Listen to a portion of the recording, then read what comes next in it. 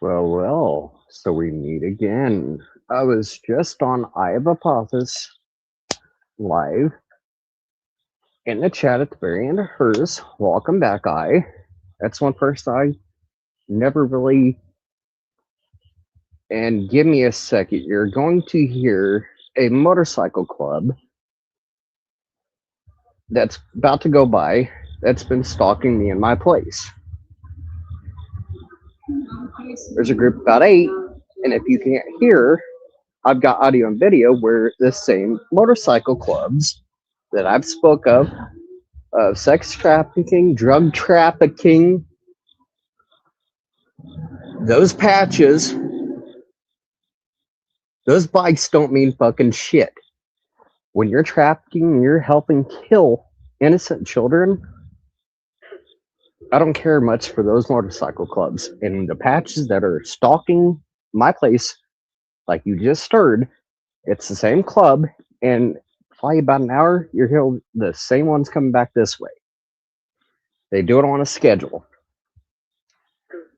But I have every one of the slides that I did last night, I still have those available. And of those, we're going to go back here and rehash and bring up, I think it was 6.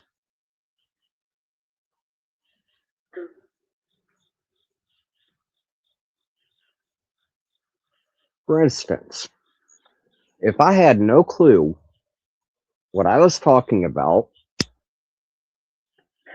on the drug ring, clubs, the targeted missing and murdered, me this. Williams is begging me on behalf of his own, what would you call it, stepchildren sake. I need to tell him everything I know on anybody and everybody involved. His children's lives are at stake.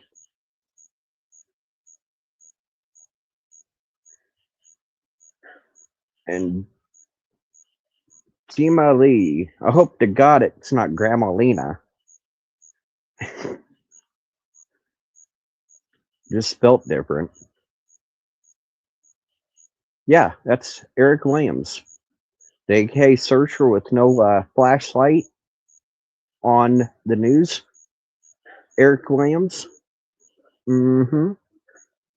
The one and only Eric Williams. The one that was, like I said, on news stations going, yes, me and Adam Bridges' family.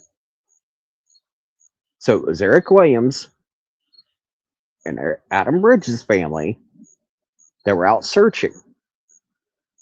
Middle of the night, no flashlights. Keep that in mind. I got that admission from Eric himself. We had no flashlights. We were just searching the area because we know the area good. We know it by the back of our hands. We don't need flashlights, is his exact words. So who he was searching with, you see it right there. If I was such an idiot, had no clue what I'm talking about, then why is the one and only Eric Williams pretty much demanding and begging? And just to know, let you know, Adam Snodgrass, and as if you watch any of my other lives, my other videos, Linda Miller, aka Linda Garlic, Girls Rule, The Buzzards, up to here recently, she's a longtime member. Just like Tina Riddell, Skelly, and Rick Collins. And when it comes to Adam Snodgrass, he was incarcerated at the time in December of 2020 when Aaron Unger and Jared Perry was using his Facebook while he was in jail to start the threats. Now, mind you, keep in mind, December 20th, 2020,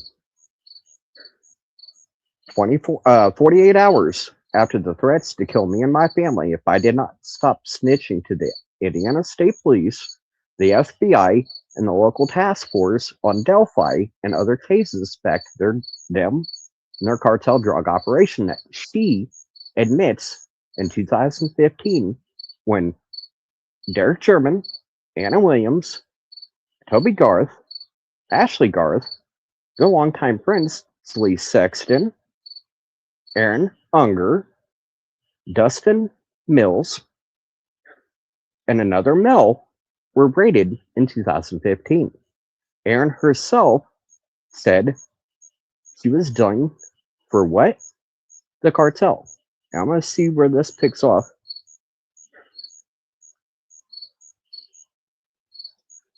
Is where this is Linda Miller, aka Linda Garlic, off the Hulu doc. This is her talking about Sleece's ex-boyfriend is in prison, blah blah blah. But we were getting to the point where I'm trying to. My granddaughter's mom's boyfriend, Adam Snodgrass. Aaron Unger has a daughter with James Sawyer Sr. There's a lot I did not cover.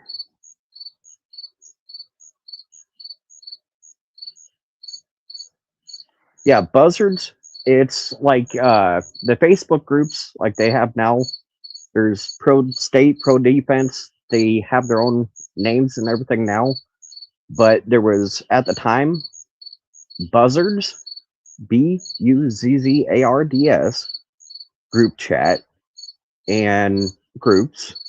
Then there was Girls Rule, just how it sounds. And it had males, females, all in a Facebook private group chat. And they made like members only, like group chats and like a chat. Like they made a private invite only. You have to been approved to get in chat and group and a page. And we'll get to that. But what I was getting at was when you get to Malia Tortilla is her granddaughter. She is now married to Jarek Perry. And you see where I'm asking about Garrett, and she's going to admit where a lot of her own family and them were longtime friends, and you'll find on Garrett's friends list.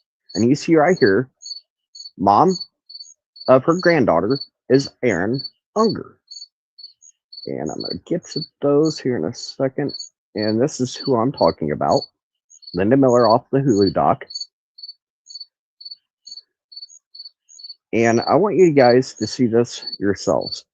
The JP Aaron Unger is talking about from Delphi is Jarek Perry. This is his hairstyle. This is what he looked like when he and Aaron admit of passing Dave McCain and admitting that he was with others they named. They admitted to items that Dave had on, including an item he later testified he had around his neck. The male and female that he truly passed exposed themselves when it comes to December 2020.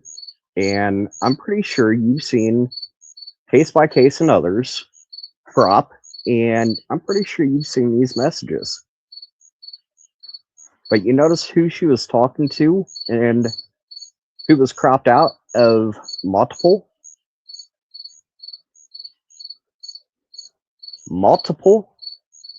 pages have used these exact messages with people like me and Tina's conversations, but they make sure to crop out who Tina was talking to, who forced and didn't take the bullshit lies to cover up narratives, fake stories, the boohoo. Her daughter, she admits never had gotten beaten, the hard R, none of that during Delphi. She admits that never happened. And I've got the text with Tina herself. But this is unredacted, unscripted, uncropped, and I'm just going back a few things before I'll get back into. Yeah, I think we're getting to it. I'm trying to get back to. What is this? What were you doing February 15th, 2017? February 14th and 15th. I was dressed, and I still have the text messages. Hurry, I need to get back up to Delphi. Both days on February 14th and 15th were rushed meetings. One was a payment, one was gathering and giving of intel. The payment was about $2,600, and it was for the greenlit domestic terrorism investigation, including Brad Porter, Amber Porter, Patrick Westfall, Jeff Brackett, Shane Meehan, and multiple members of American Patriots 3%, abbreviated AP3, bug out style 72-hour domestic terrorism, mind you, known suspects, many like Brad, for years. His memberships inside of AP3, his selling of homemade knives that he home forged. There was agents that actually bought those knives a year in advance of Delphi. He was a known FBI domestic terrorism suspect for years. The FBI, Indiana State Police, and the local task force within JTTF knew that withheld, hid, and refused to show the first investigation that had years of intel on him and other domestic terrorism suspects, not just for months, weeks, but years. What you got was what Todd Click and Murphy only wanted you to see in the second investigation. They were under orders from Jerry Abbott to cover up and hide the first investigation. So the special agent in charge orders not to talk about, hide, disregard, is why you only got a small portion, aka the Odin 2 investigation. The Odin 1 investigation, the FBI, Indiana State Police, as well as the locals, withholding that from the defense, violated Rick Allen's 5th, 6th, and 14th Amendments. Automatically should be vacating his appeal right now. He should be vacated and a free man. After 2.5 years, the same intel I gave Matt Hoffman and the same intel that Andrew Baldwin was personally asking me for over 8 months, Matt Hoffman received. After 2.5 years in solitary confinement, free trial, mind you, forced drugs, and 2.5 years solitary confinement, the jury got to hear in Karina McClurkin's case that exact same intel. And after 2.5 years, forced medication, trying to get him to do exactly what Rick did, Flint Farmer was acquitted, walked a free man. As you can tell in the conversations with Matt, if Andrew and the defense team took him on as a client, they would have gotten access to that JTTF investigation via the same criminal and criminal networks the FBI knew and was following back to even her case. They knew, they refused to act, allowed the sexual trafficking cartel dealer and his ring that did a ritual became blood brothers and sisters during Karina McClurkin's case. Mind you, Blaine Nelson, the wife I did with him, he actually admits just that. They did a ritual that became blood brothers and sisters. They took a blood oath. Did a ritual in Karina McClurkin's case. So Gabe Ellis, his sons, daughters, now became Blaine's nieces and nephews. You'll hear him throughout texts, messages with me, even on the live, saying his nieces and nephews of his AK blood brother. I had to get out of Tot Rubo, his mother. He has no family relations. I don't know why he's calling them nieces and nephews. And Gabe Ellis, Kyle Stacy, Tyler Joe French, Josh Eberling, which is Josh Eberling is now Megan Allen's husband. They were all dealing partners under Gabe Ellis in that cartel ring. Oh, it's worse than just why did Tina lie? Tina was called the 13th to meet her daughter and her friends. They're at Gable Ellis's daughter's apartment, where they went into the basement. On the way down to the basement, you've seen, and I can rehash those, is Tina Riddell's own words talking about blood all over the stairs leading to the basement door, all over the walls. Then there was more than enough blood where it was pooling, and it was on the basement walls and pulling to the, what was she saying, where the water heater was. It was pulling to where it was under the water heater. She admits that they had baking soda and peroxide in boxes already pre-planned, stashed in that basement. The amount of blood Tina Riddell was saying, and when I asked her whose, she told me the Delphi girls. She told her girls rule and her friends to attack me. I don't know what the fuck I'm talking about. I don't know what I'm saying, but she admitted to me when after I asked whose blood was it, Delphi girls, and she was trying to say it was only her daughter and her friends coming back bloody. The amount of blood she's talking about, that doesn't just be on clothes.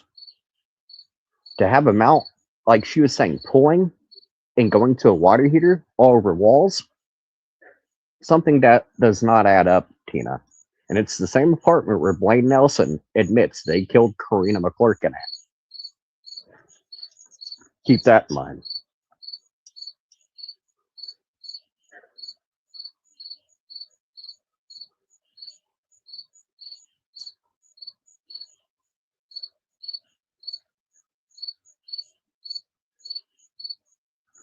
But we're going to go back and, sorry, I had to delete that. And I'm going to go over some.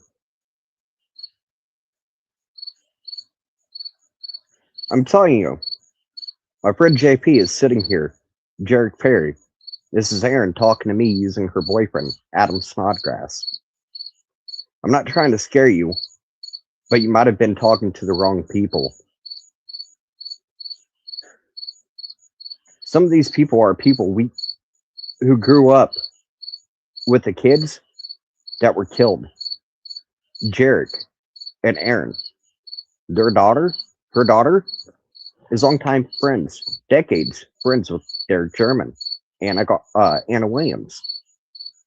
But you have Jarek Perry, his mom, Mike and Lisa Perry out of Delphi, longtime family friends for decades of both of the victims' family. You have one of the killers not only telling you, just like most child murders, the killers personally knew the family and victims. So read and keep in mind what I'm putting up right here. Linda Miller, her daughter, introduced me, Shauna Bradfield introduced me to her sister. And Aaron is still considered a daughter, even though her son and Aaron broke up, got a divorce. That's still one of her daughters. I've got that in writ. And what I'm getting at is what it's like most child murders. The killers knew the family and personally knew the victims.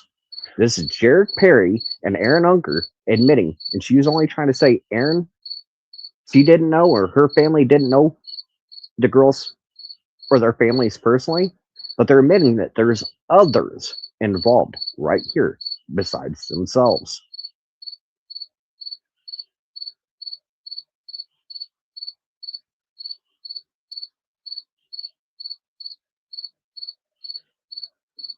trying to tell me the cartel will what? They fucking kill you and your kids, man. If you're in too deep or if you're rolling.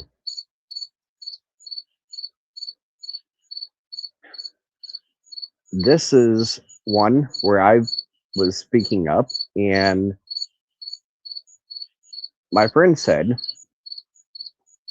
that I would have my throat slit, I would be left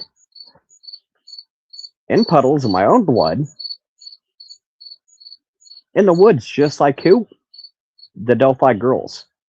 And I have where multiple times Jerry Holman, Detective Stephen Buckley, among others, know this personally.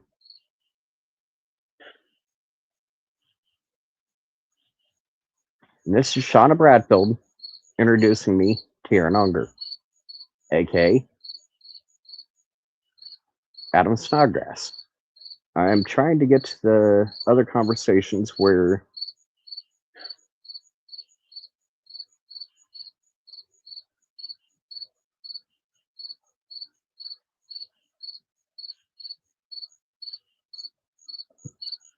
this is where further conversation, and I think I've got most of the full conversation.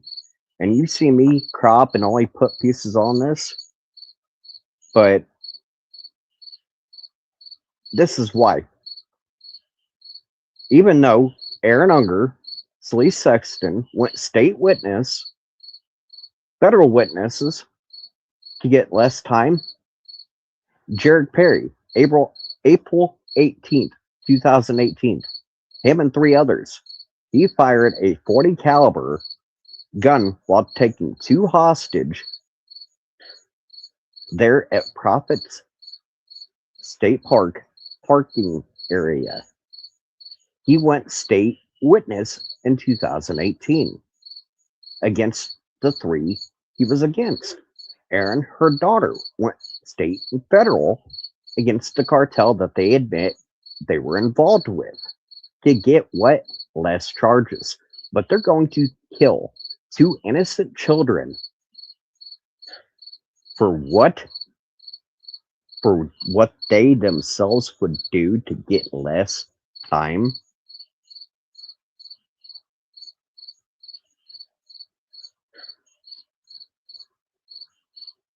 And this is one of the guys she thought snitched on her.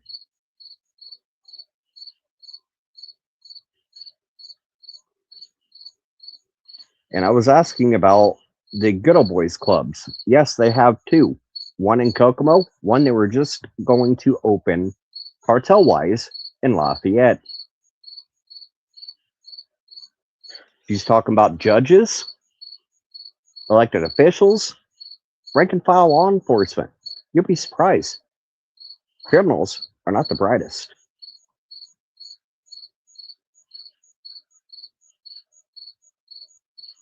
As you can tell, criminals are not the brightest.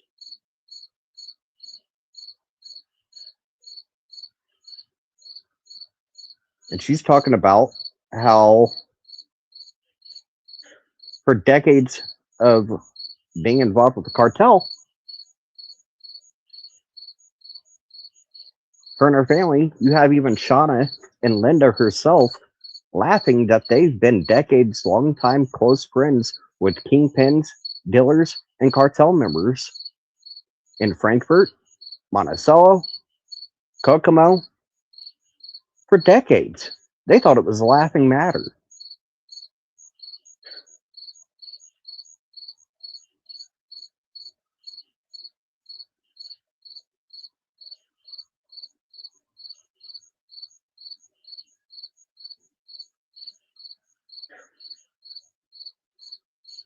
She talks about how, like, when she got busted with her spice, how it's shipped in.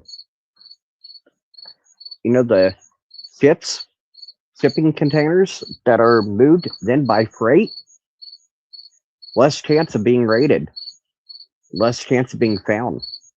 And you can easily have a semi truck, drop a trailer off at any location they're ordered to stop at. It could be a far and out in the middle of the country. No questions asked. As long as you're able to get it off the truck, they'll deliver it anywhere.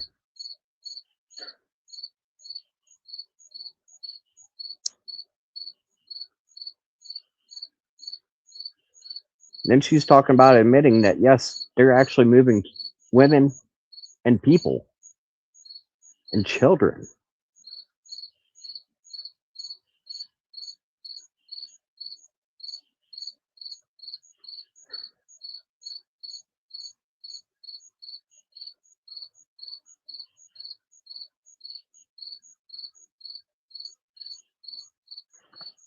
Ding, ding, ding. Like I said, criminals are not very smart, especially when they're pressured and they know you're on the right individuals, their criminal networks, them and their friends, you're looking in the right direction.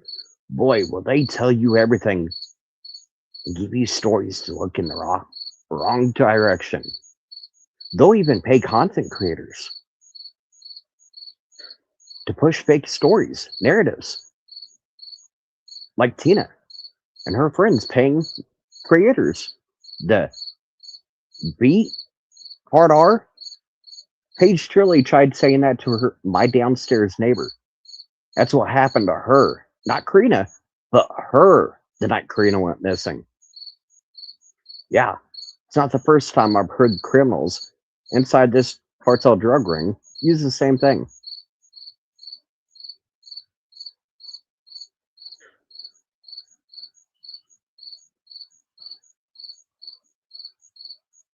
But I'm going to go to the next slide. Now I know what slides I'm looking at. I was trying to look for this to make sure it's the right slide.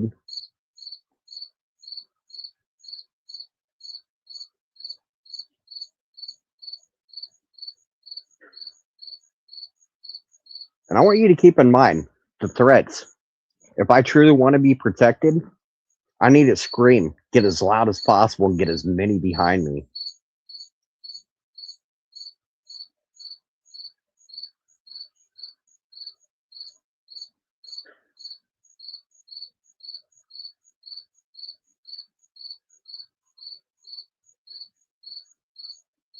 Yeah. And if you're gutsy enough, I can throw a link. I think even backstage, I should be able to throw a link if somebody's on to come on. But like I said, it's a Q&A, but I want to bring this up and go through these in full on why I truly believe there was others involved. Richard Allen is innocent, just like Flint Farmer. My intel, the FBI, Indiana State Police. Remember how Jerry Holman was so shitty?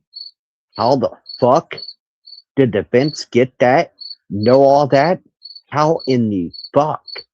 Well, Jerry Holman, under federal and state rules and laws, I can provide hard copies of who, what, when, where, and why the FBI, Indiana State Police, and the local Joint Terrorism Task Force were already in Delphi on a domestic terrorism investigation. And the third parties named by the defense, how they came to be, how they knew about and why to go after the Joint Terrorism Task Force, is when Todd Click came in and confirmed, yes, I was an active informant. Yes, there was an investigation prior to Delphi. Yes, he used tons of that information, years of intel I gathered on Brad Holder, Patrick Westfall, Shane Meehan, and many more to help him build the Odin 2 investigation.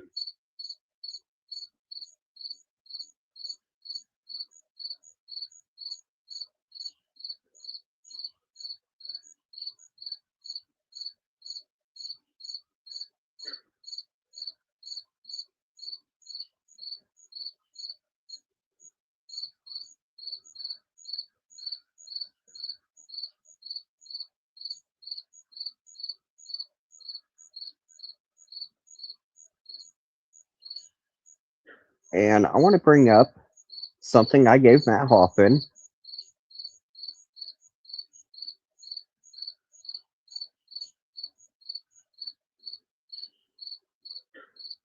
And I want this is well as the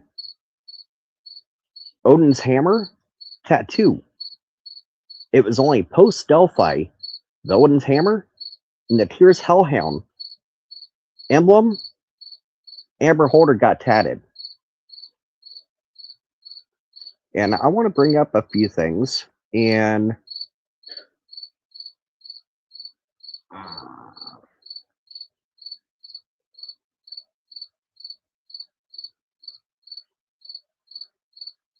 where were we? I'm going to look for a few more things. I'm going to go over those texts if you guys want me to.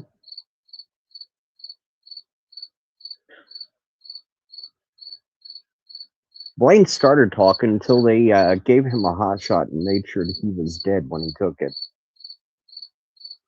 But he was still hiding his cartel partner and him being involved. And if you look at the last live, you've seen Blaine Nelson admit he was there the night Karina McClurkin was killed, but he had no control in what was going on and had no say in it. Before he died, he admitted he was at 105 East Harrison.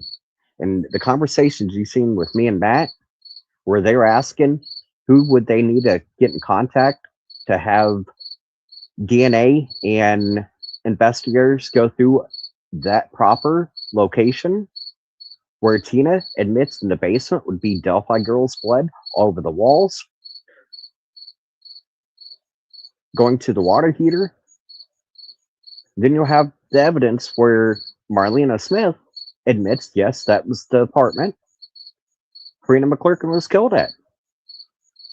You had evidence of 3 Michigan murder cases and the criminals going back to the same AK drug house that they paid off the other tenants. You didn't see anything, you didn't hear anything. Money and drugs is exactly what Blaine Nelson told me. The rest of those tenants were either bought off with drugs or money. If you hear anything or see anything, you didn't see or hear anything. Blaine Nelson's admissions are wonderful.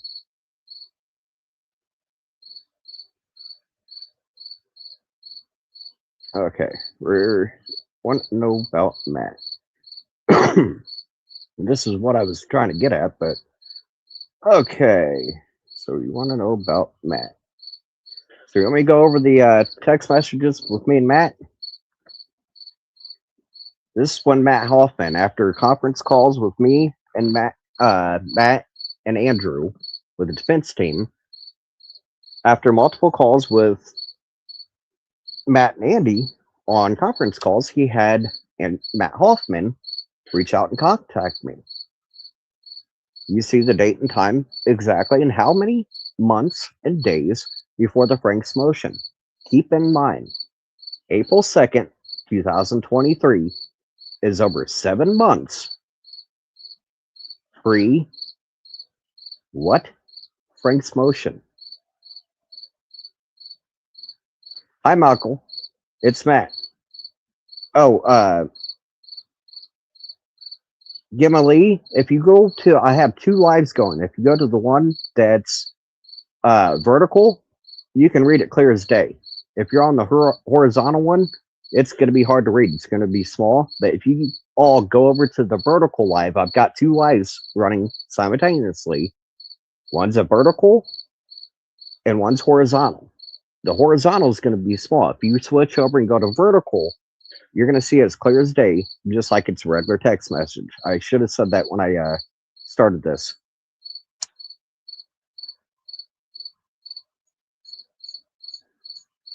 Oh, look. Inbred little twat. Not you, Gemma, but yeah.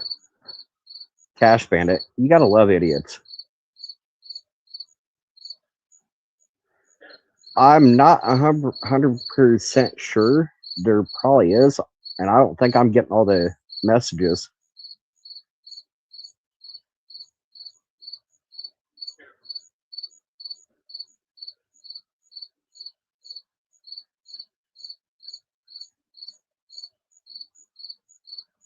Yeah, I'm trying to deal with idiots. Sorry. I'm going to go back and Where are we going? And if you haven't noticed, I think there's a missing part here where I was actually asking him. I kept asking him at the very, I think it was first, second message with him. It was going days on end unread. And I brought up to him, if you're not going to read this, if I'm just wasting my time, my breath trying to speak and have this broke down to you, give this to you, if you're not going to bother reading it, am I just wasting mine, Andrew's, and your own time? And then I got the response where, oh, no, no, no, no, keep going, keep going. And that's where I got this. I thought I put that one on here.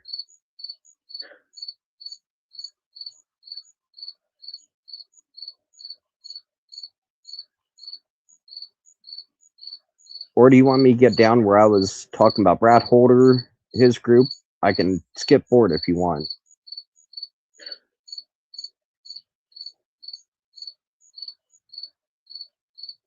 But you can see this a whole lot clearer than the horizontal, correct?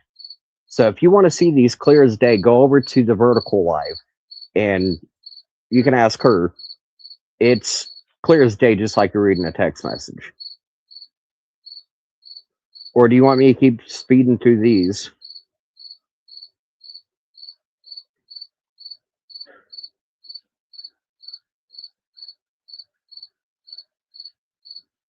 Then I was telling him about Heath Evans. If you look up Heath Evans, stealing narcotics on duty, and off a little old lady, admitting to being high on duty multiple times.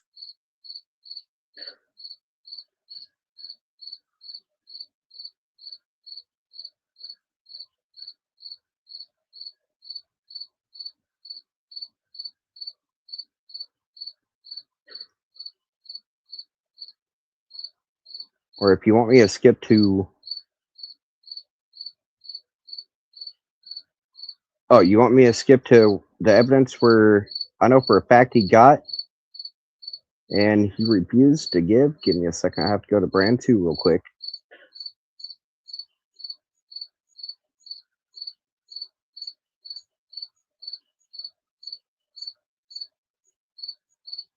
This for IMPD when it comes to Delphi, double homicide, Flora 4, Logansport fires, Daniel Height, Jeremy Patterson, Karina McClurkin, the criminal network, the cartel, the gangs, the motorcycle clubs, back to multiple missing and murder cases down in Indianapolis.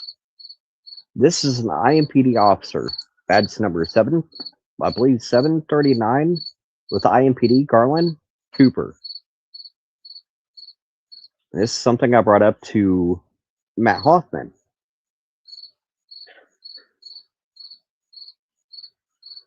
When you have officers covering up no intel and admit, yes, there is ties and connections to Delphi, Karina McClurkin, Logansport, Flora 4, the ones on the witness list, going back to the gang and cartel network, every single witness on Galen Rose's lawsuit, every single name goes back to either Dilling or Dillers turned killers like Jennifer Dean Barnes.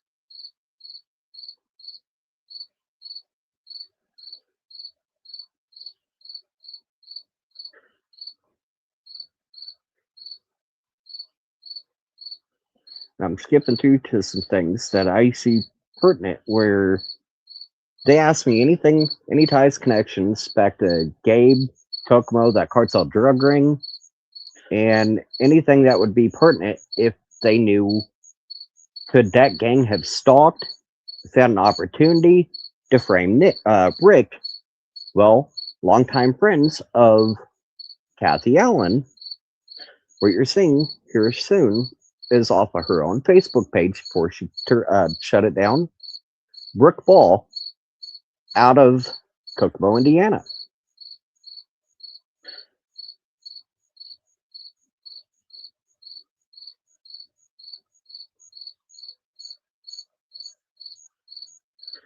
And he was asking me to tell him about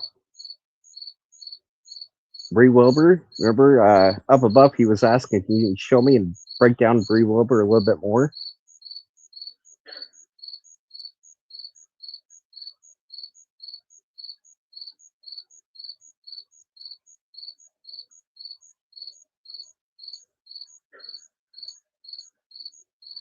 And give me a second. I'm going to speed forward because you're probably here for this. Is another thing I brought up is Blaine McClellan, dealing partners with Derek Sherman, first cousins with um, Nicholas McClellan, first cousin, dealing with Derek Sherman,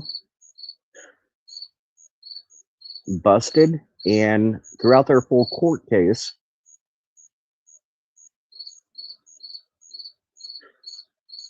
is something else I brought up pertinent, which first immediate family of Nicholas McClellan being involved with the cartel drug network and dealing partners with a victim's dad, I seem pretty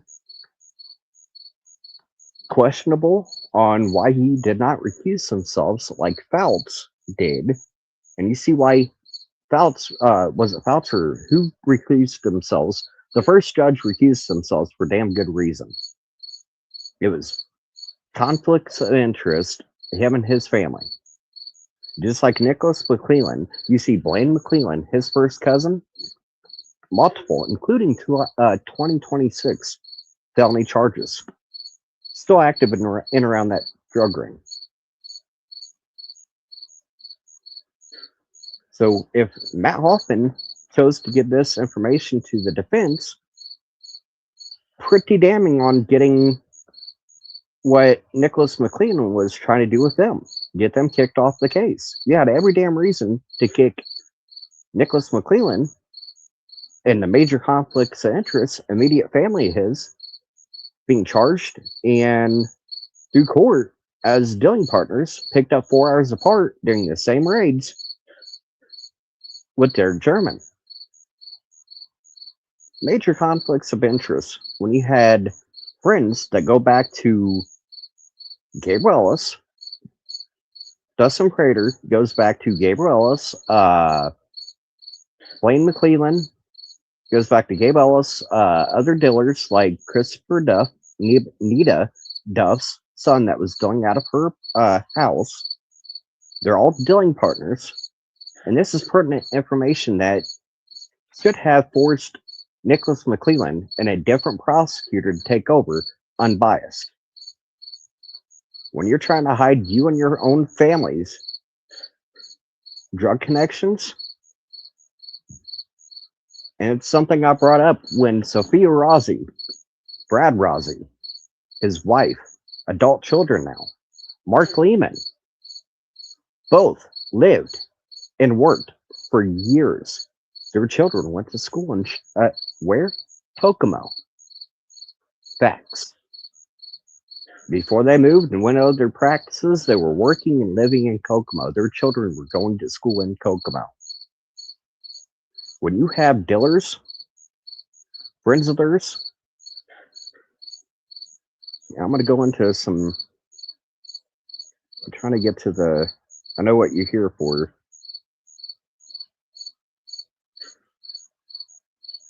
And I'm going to try to speed forward. You really came for. Oh, one employer of Jennifer McClellan, which is Nick's immediate and Blaine's immediate family, was threats. If I was to speak on another Richard Allen Ferguson, who was a school resource officer at the time of Delphi and Flora with Carroll County School District, school resource officer that went by the name Richard Allen. And if I was to keep talking on Richard Allen, Jennifer McClellan, her employer, the one she was working for, hired by, was going to make sure my information, where I lived, any pertinent information that the criminal network would care to know, either I shut my mouth or the information goes to whoever needs it.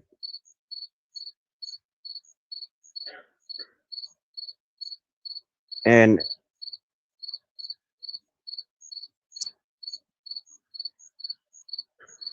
uh, where did Blaine get this hot shot? It was a drug dealer. It was sitting in his cell phone. Like his mom said, they held on to his cell phone, refused to give it back to the family for months. Almost a year, almost 2 years after Blaine was dead, they finally got the cell phone back.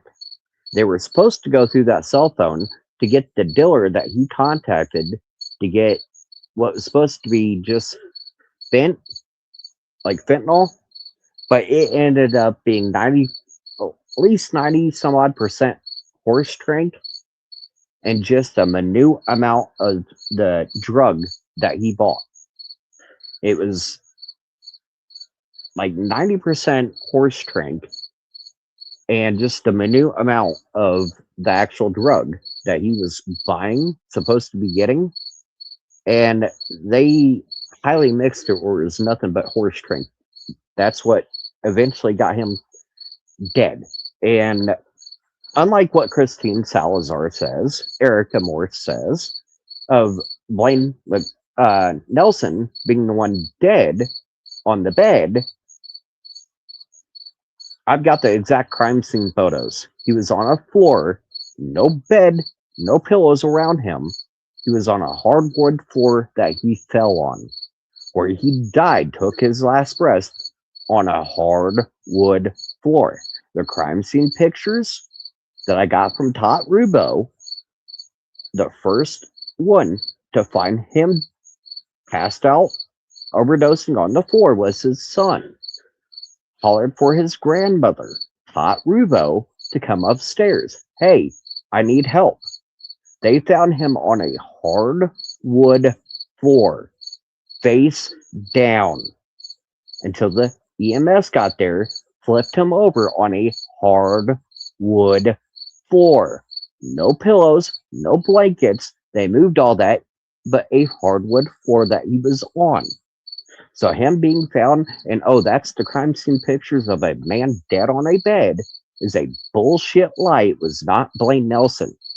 And Christina and Erica chose, along with Prof, to use my PTSD. They found out I had PTSD from being raped, sodomized, and beat along with my female little cousin for 5 years of our life. My PTSD makes me mentally ill. Go take your meds, Mike. Remember when CJ was doing the same thing for content? Remember? Hunting testicles crime on criminalities' lives? Them having a good laugh? Oh, yeah. Oh, God. Let's have Grano and CJ go over the 2018 with KPD. See? I told you. His PTSD makes him a mental retard. Remember Fiend, Adrian, all those in criminalities chat, Teresa herself, others, having a laughing good time. Oh my God, he is a retard. You're violating federal laws, and I can't wait to serve you in September.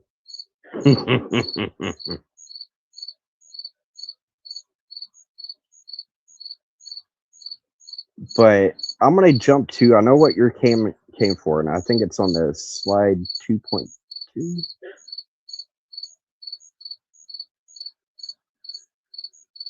And this is where I was bringing up where the defense found out about Breanne Wilbur getting the scholarship.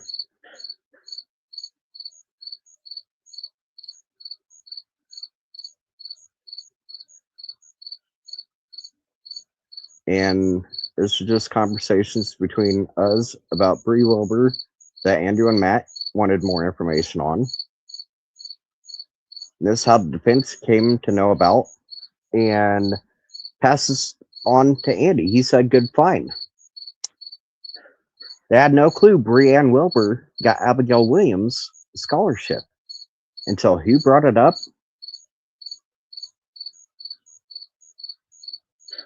And then Aspen, Connor. Remember his drug charges when he was going to film the Hulu doc? It was Linda Miller, her family and friends, supplying his drugs to him.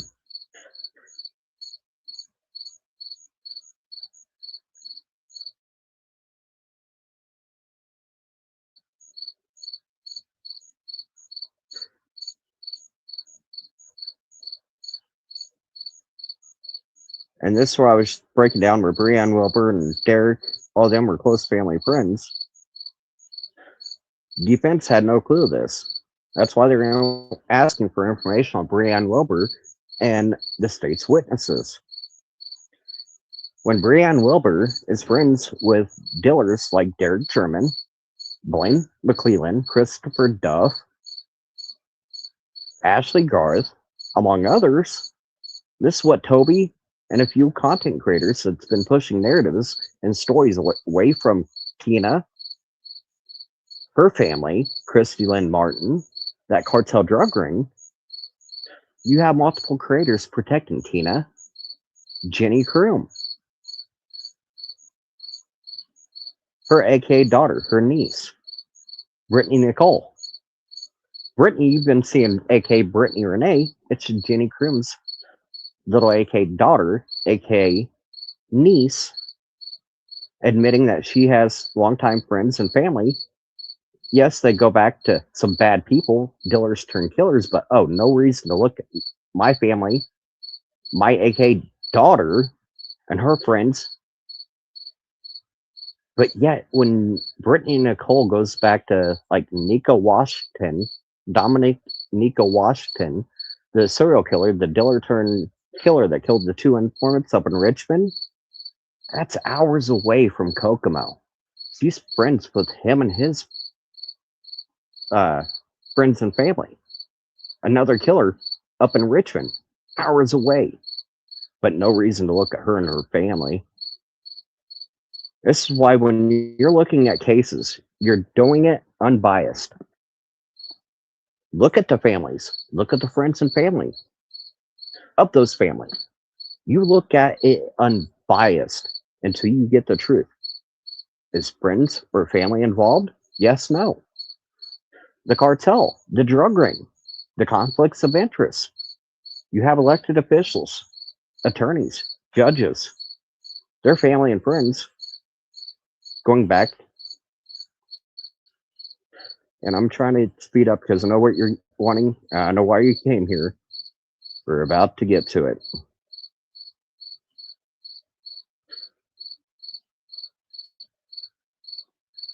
And notice, I want you to keep in mind the date and times. This is before he ever asked me about Brad Holder.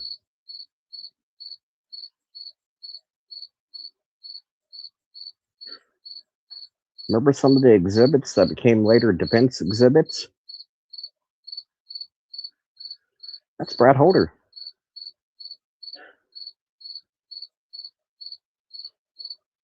If you look on this picture and his friends list, friends and family can only comment. And the emotes, one of his longtime friends, Victor Silva.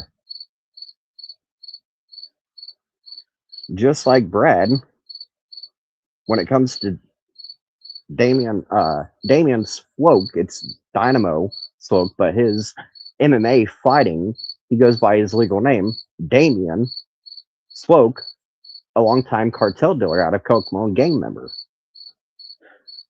So if you see Brad Holder, friends with him, you see I showed Victor Silva.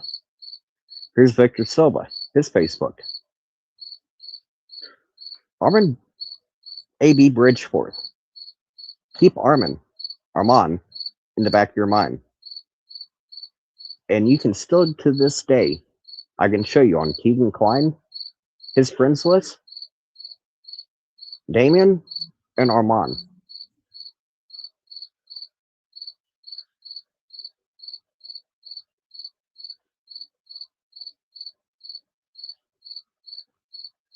And I want you to keep what I'm saying right here.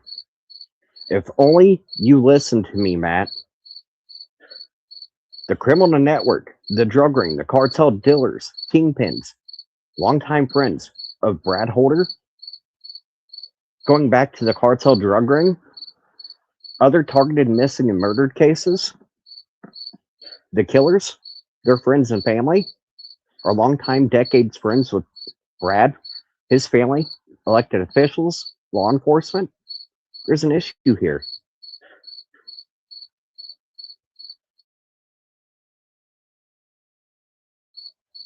And I'm going to go back and I'm going to speed up to, I know why a lot of you came,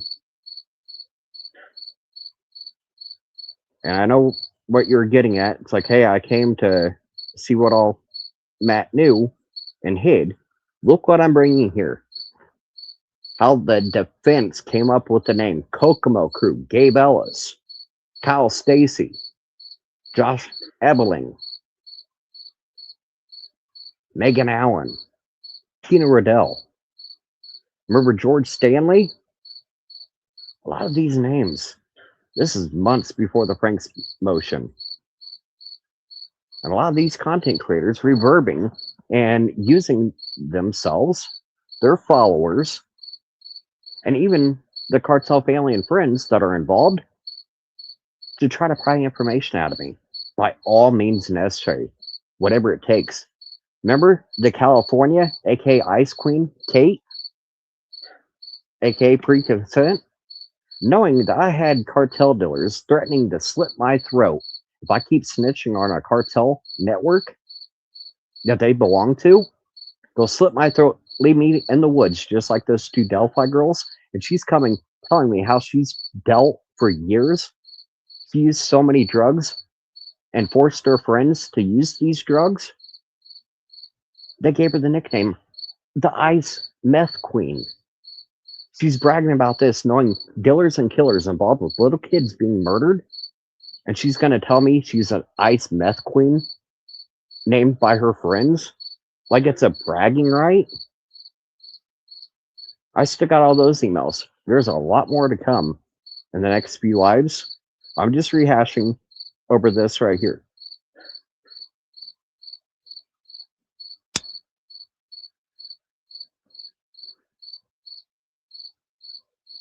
This is how the defense know about Megan Allen.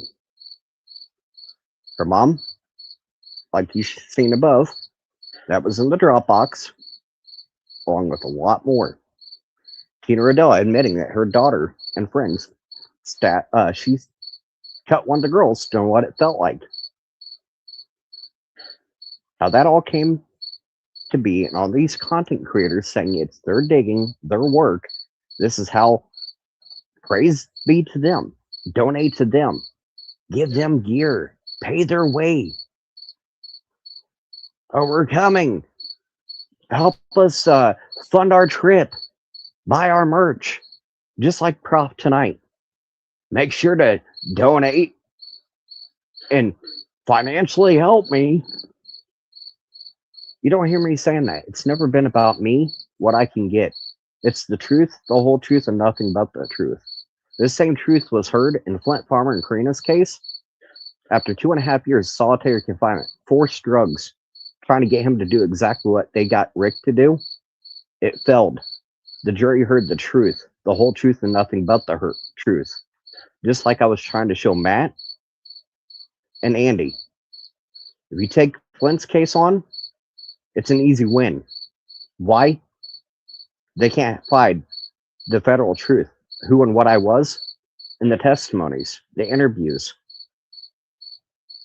I want you to look up Gabriel Ellis's The Time of Delphi, On the Run with Sierra Daly, the child exploitation, the drug charges. Who was this defense attorney? It's the same defense attorney that took Flint Farmer on as a client. Gabe Ellis admitted everything in Karina McClurkin's case to his defense attorney. Jerry McClurkin, in multiple visits out there at the jail, video calls, her and Andrea Joe Glassburn, Gabe admitted everything to him. I was where I was. I stopped and helped her. Yes, they did pick her up. Paige Shirley did pick her up and did take her to Gabriel Ellis's trailer. That's where she picked Gabriel Ellis up and eventually turned around and took him and Karina to his daughter's apartment. I'm going to go to slide 3 here in a second. This is what you came for.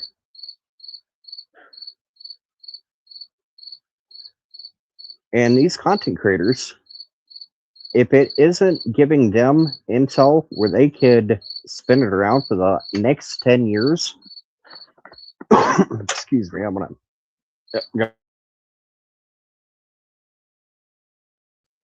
I forgot I had headphones in. That's didn't mean to cough in your guys' ear. This is what a lot of you were asking. I'm pretty sure you wanted me to come and rehash this. And as I was trying to do, and if more people came over here, I would be willing to invite people up here on panel. Hey, I want you to go back to this slide or this conversation in the text. Like one person's already doing on here, but this is where it's about to get good. And mind you, this is before he ever asked me. I got a name for you. Brad Holder.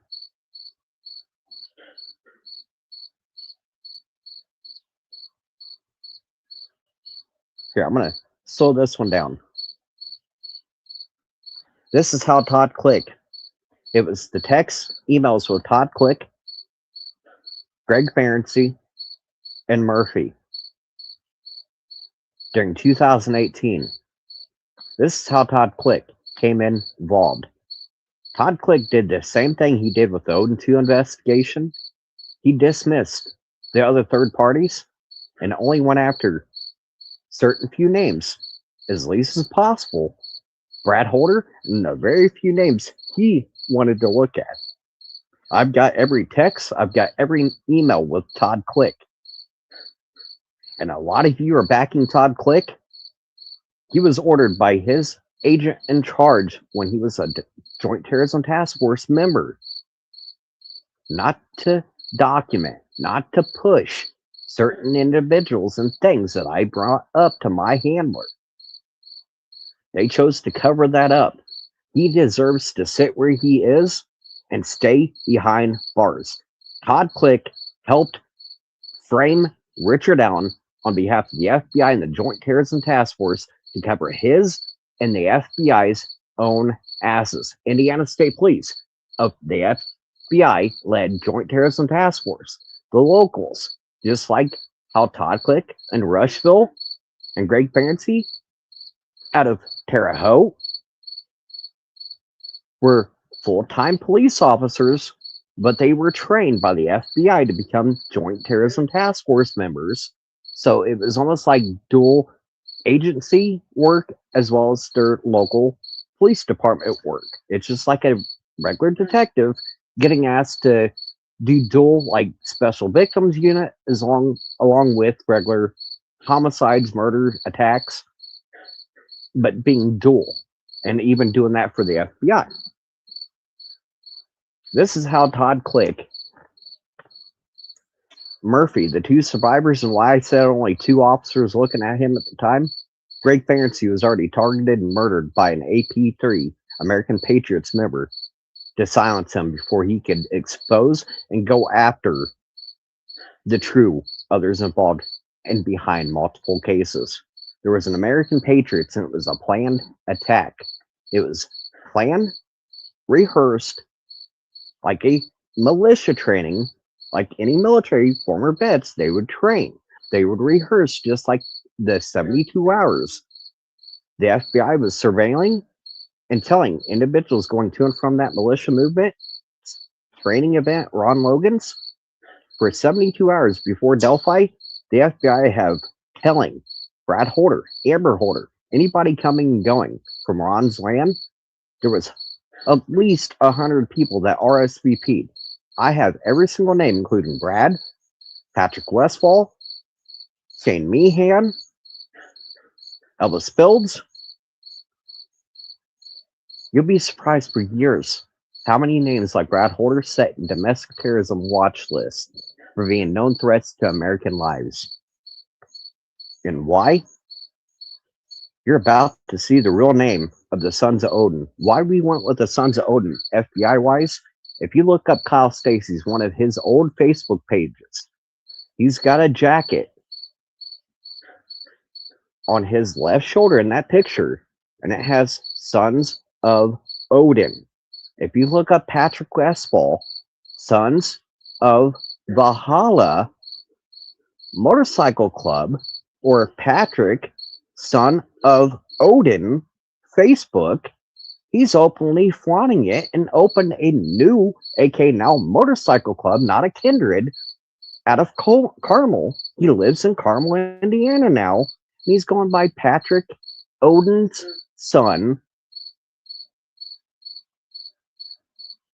and he's running Sons of Valhalla Motorcycle Club out of Carmel, Indiana, openly flaunting who and what he was, along with Brad Holder, and others. During the Delphi case, he's openly taunting it and made a new club instead of a kindred. It's now a motorcycle club. Sons of Valhalla, Carmel, Indiana. Patrick Odin's son, Carmel, Indiana. And there's a reason they moved up this way. Julie, which lives in the same county, same city I live in, chose to tell them where I live. I'm far east, she's out west. Same city, same county. And thanks to Julie Melvin, that's why Patrick Odin's son, Patrick Westfall, chose to move within minutes from my ass. His motorcycle club is the same motorcycle club you just heard go by tonight. They do that on a regular basis.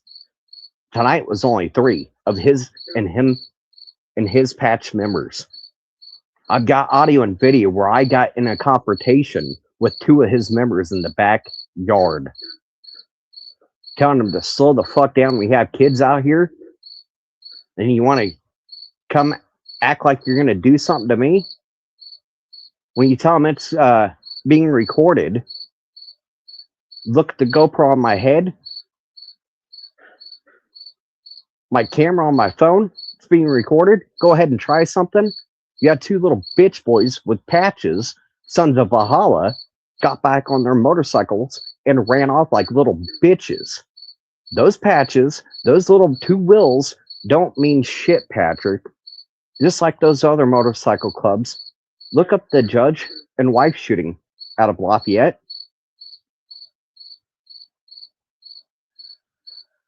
Oh, we'll get to Julie. Girls Rule. Remember I was just talking about Girls Rule? It was her and Sandra and a few others. Tina Riddell, Linda Miller.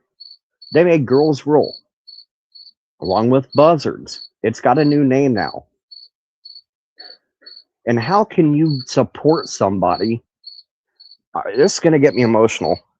But when Julie Melvin was sharing crime scene pictures, even during the trial, bragging who she got them from, and you were hearing her laugh and giggle like a little schoolgirl on multiple people's live panels where she was being praised for sharing it with the content creator and their followers. And she's laughing and giggling along with these creators, talking about 2 little children, one completely nude, sharing and showing what these criminals, these killers, they want their work shown. Julie and her friends orchestrated that and made sure, with the help of content creators, that they're giving donations, gear, paying for them to come and stay, to make sure that only the narratives and the stories going away from Julie and her friends and family. Adam Bridge. Speaking of Adam Bridge, how about you look up Linda Miller's, aka second son, Stanley, R-E-I-D, aka their family slut, Stanley, out of Columbus, Indiana. I've got Linda laughing and saying she's seen nothing wrong with him having sexual relations and bringing a 14-year-old underage girlfriend around her and her family.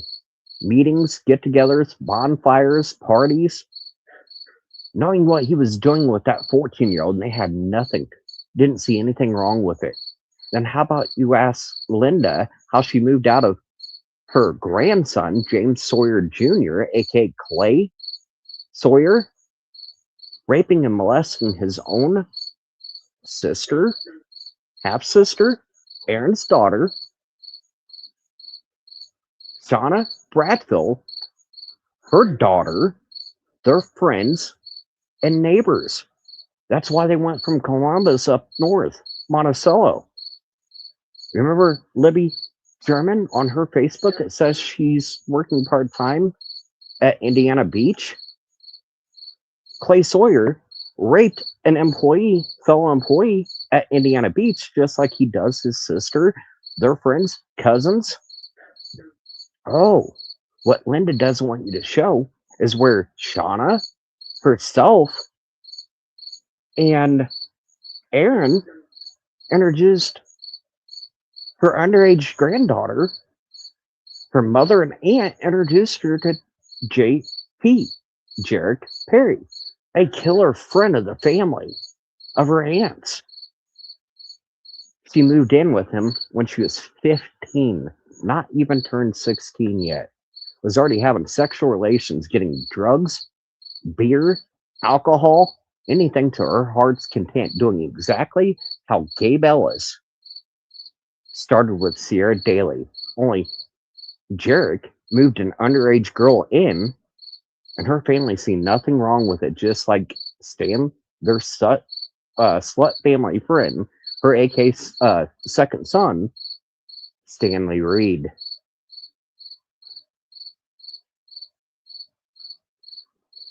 And it gets worse where they start turning on each other when I start uh, pressing, and Linda was actually saying, why doesn't Jen, who's only reverbing, doesn't know anything, is reverbing what you've said and they got out of you, they're reverbing it.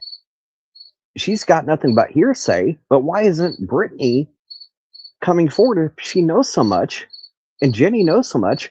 Why aren't they coming forward with this information? They're hiding it. And when you start pressing on them, I'm getting threats of Jenny contacting Milwaukee Iron, Richie Klein, Tony Klein's family, and Milwaukee Iron, which Jenny is close and patched in with Milwaukee Iron. If I cared for my life, I've got the audio where it's recorded. If I cared for my life, if I knew what's best for me, I'd shut my mouth and shut the fuck up about her daughter and her family. Nothing to look at. But you want to know the real names of the Sons of Odin? It's the same name that sits in my FBI Bathy informant files. The same one. Where if you look, what time is this? February 11th, 2018. Each year, on the anniversary of the girls and their AK victory over their enemies, they were still recruiting for the Tears Hellhounds. Oh, remember I said the defense exhibits? What you didn't get to see? What Matt hid from the defense? Remember, how is their kindred they were recruiting for and praising each other and reliving details that were left at a crime scene by their kindred members? They were reliving it each and every, and I mean each and every for year anniversary for 9 days. Just like their celebration for 9 days, they had to kill so many more people within 9 days to please their gods, at least 9. Flora, Harina, Delphi, Logansport, Daniel Height, Jeremy Patterson, well overnight in a certain time frame. It had to be 9 within a certain time frame. And how is this spelled right here? I want somebody to say it right here. How is this spelled? Hell. And then remember I showed you where, and I tried on eyes into her live. Remember, I just showed where Aaron Unger and Jared Perry said they took part and it was a bridge ritual. They were forced south on the bridge of AK Death over the bridge of Death, like the River of Death. They were forced south. The whole bridge ritual involved forcing them south over the bridge of Death, forced down and to the north, then forced to wade across the AK River of Death, led up the other bank to the north to what? To the land of hell where the hellhounds waited. And here's where it's about to get interesting. There was no Georgia to get media and exhibits used during the Franks hearing. Where did this come from? And why does it play a part? And why did I put it right after Amber Holder and Brad Holder's Norse and Pagan Kindred, based out of Delphi, Indiana, the Hellhounds. Tears, Hellhounds. HEL. Hell yeah. Oh my God. Say it ain't so.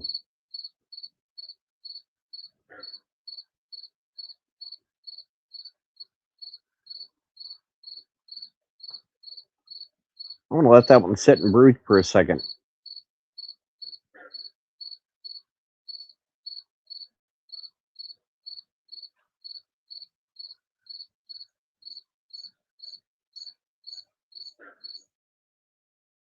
And I think my headphones might have died. So can you guys hear me? Yep.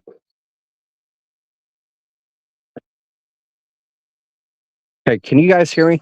Can somebody say yes, no, maybe?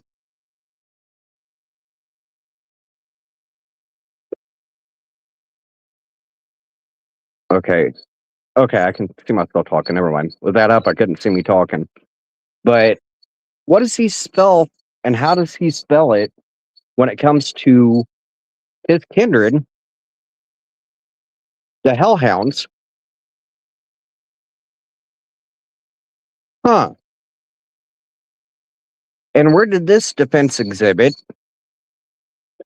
And where I was bringing up, if you look right here on what a criminal court, something like that. This is the only image. This tells you I've never seen the crime scene pictures even to this day.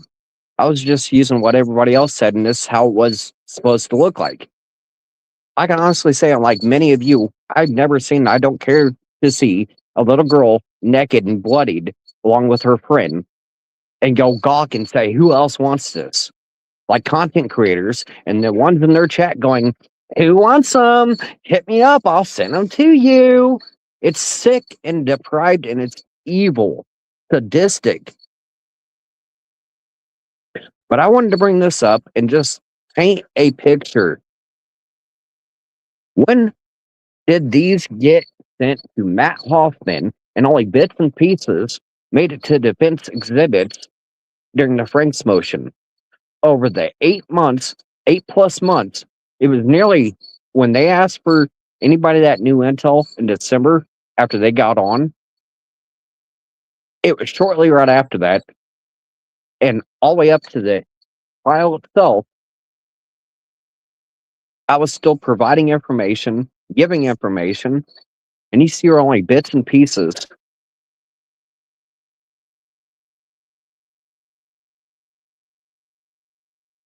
Oh, what I just showed, yeah, that's the fake pictures. That's the one where he was showing on his Facebook, and it was used defense exhibit where he was parading around a mocked,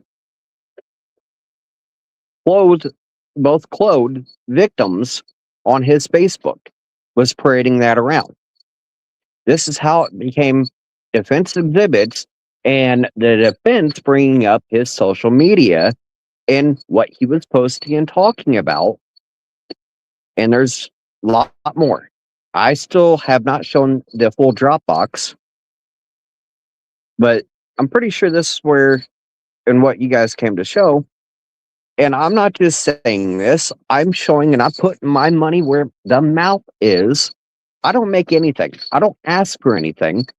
I spent half of what I get for Social Security on making sure I was able to meet with Matt Hoffman and Andrew Baldwin more than one time at the defense team's office, in office, with an Uber XL for me in my manual wheelchair.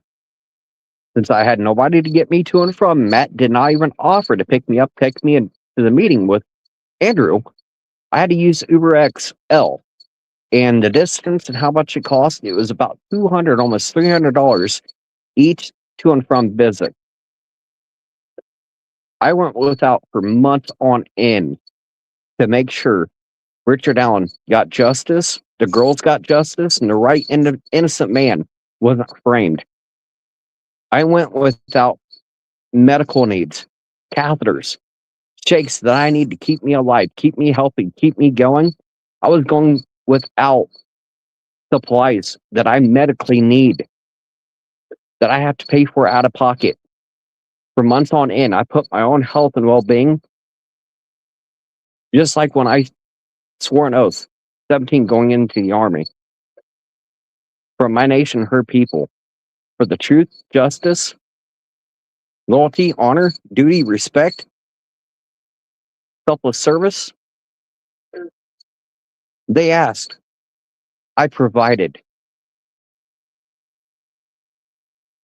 They needed further nexus, other third parties involved that she didn't roll out. Matt Hoffman got this and so much more.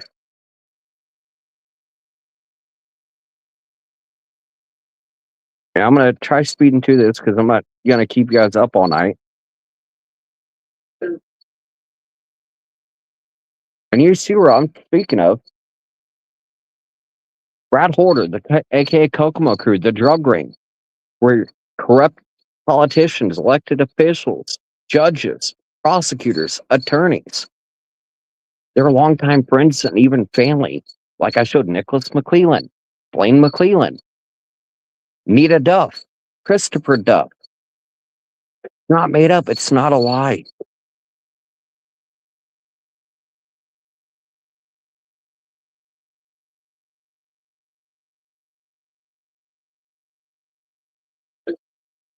But I'm going to get through the next few slides for a few, and I'm not going to keep it up for hours on end.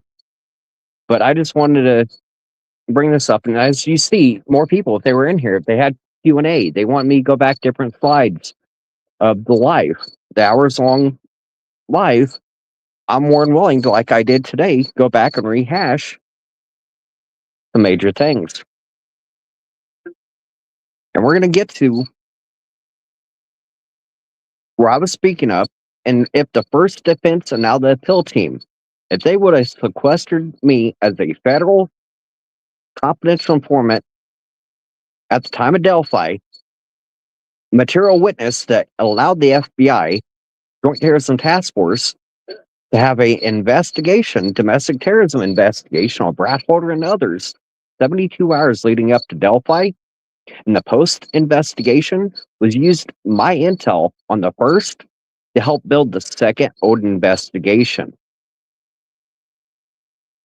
It would have halted the case right where it stood, with the state FBI, Indiana State Police, and the local parts of the Drug Task Force, including, not drug, but Joint Terrorism Task Force, including ones like Todd Click.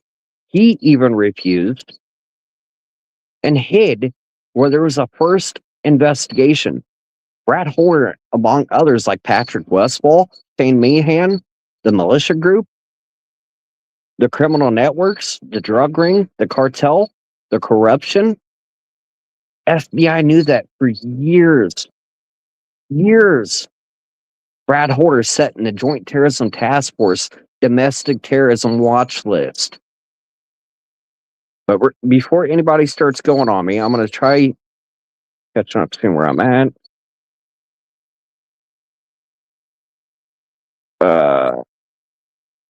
Good God. Give me 2 seconds. I want to read. 2 seconds.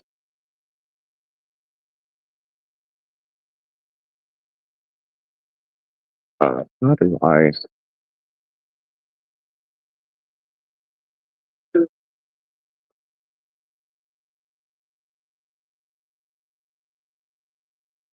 Give me a second.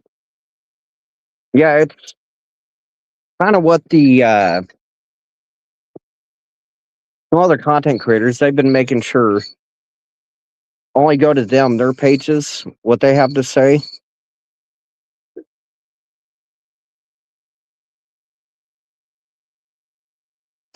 Okay, if you want to come up, I thought you said you're wanting to come on. But here's where we're going to get where what I was talking about earlier. Give me a second, put my headphones back in.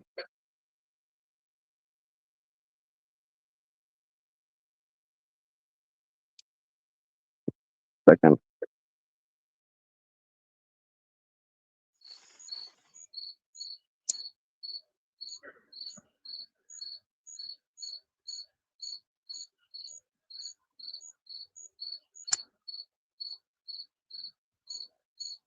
Give me a second. What you were asking on. Here's where we're about to get some good stuff.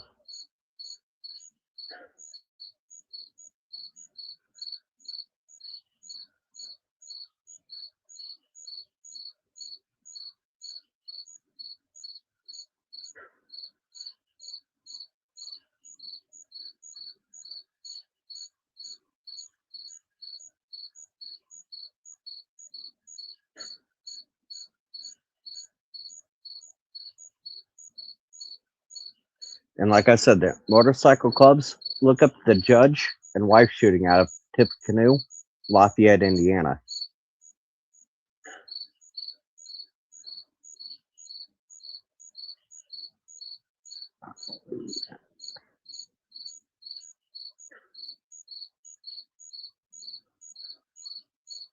You're fine. I've got my camera right in front of me on my holder, so that's why if you click on that link right there, it should be able to link. It should be a link where you go on the backstage. I gotta approve to have you come on. So to ask you to go to StreamYard and kind of come in as a guest, and once you're on backstage, I can bring you in.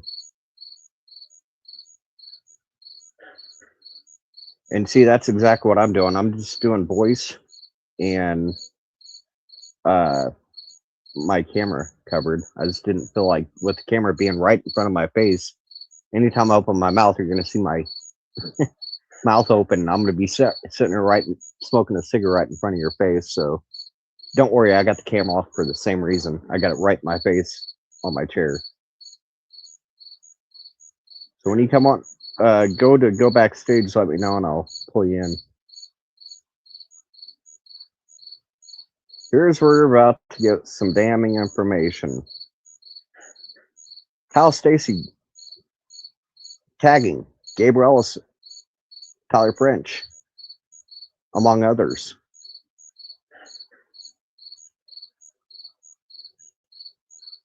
Remember how Blaine Nelson was talking about them all being brothers and sisters?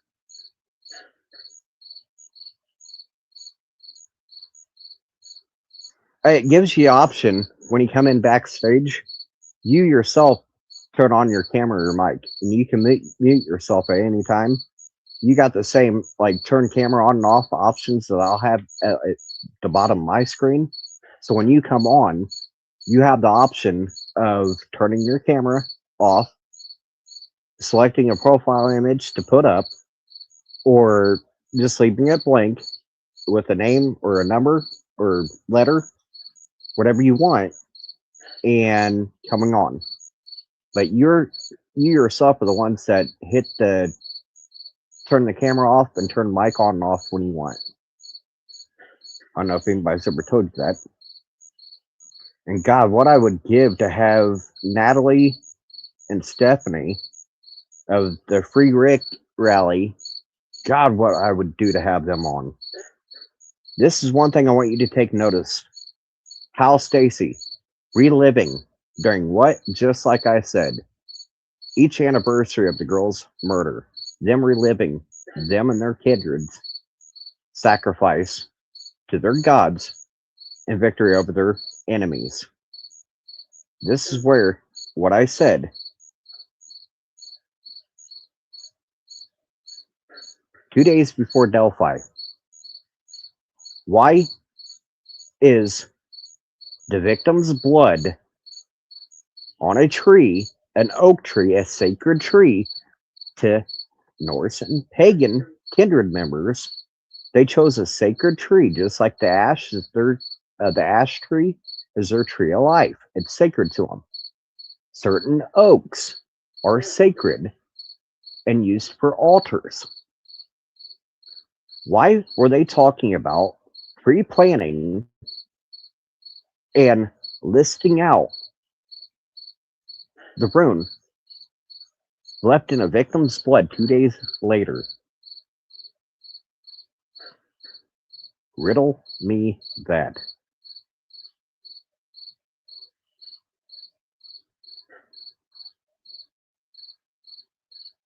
This is what I was saying. Matt Hoffman got so much.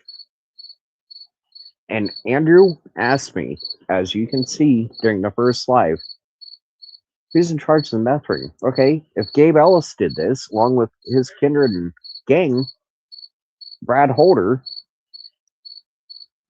break all that down for us. How would have Ron helped him pull this off? The ties and connections between Ron Logan, Gabe Ellis, Brad Holder, the ties and connections, social media, friendships, family, friends.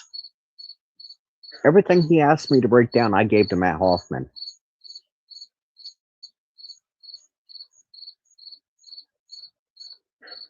They gave you exact reason why they killed. You used your mouth to go against us, our kindred. And one thing, Derek German, Blaine McClellan, Christopher Duff, Gabriel Ellis, Kyle Stacy, many of them, when they go into IDOC custody, what they will not tell you is that they become Norse and pagan, Saxon, Saxxon, Knights, Knight, Odin, the Odinism, the heathenism, practicing prison. They use it as a religion where they get time to go to religion and religious services to do the same rituals and stuff behind bars, part of their religion. What Derek German, Blaine McClellan, Gabe Ellis, Kyle Stacy, they all belong to the Saxon Knights, IDOC, Indiana prison gang. So when they're talking about wronging your brothers and sisters, when you roll on us, you use your mouth against us, well, we'll take the voice of one of your own. How about two of your own? Where they no longer have a voice, we're going to X that voice out.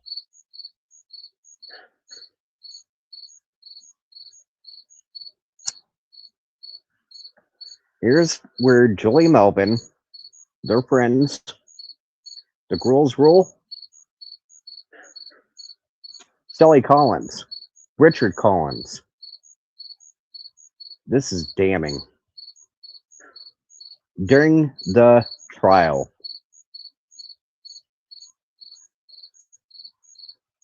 you want to know how George Stanley, the Stanleys, family and friends of Ellis came to be known to the defense?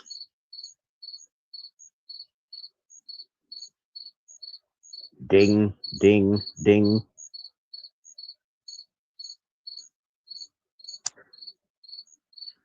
Her husband's from Rushville. He has family and friends still down in Rushville, including Elvis Fields.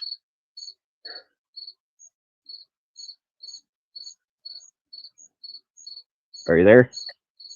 Hello, how are you? But yeah, this is kind of shocking of the Girls Rule members like Shelly Collins, isn't it? I was trying to figure out how to do And it. you I remember didn't. I was telling you when she ran more than one groups herself, she's naming them right here. So the groups you Oh, see ran right here, the one running it hmm. was feeding intel directly to Elvis Fields. Oh, wow.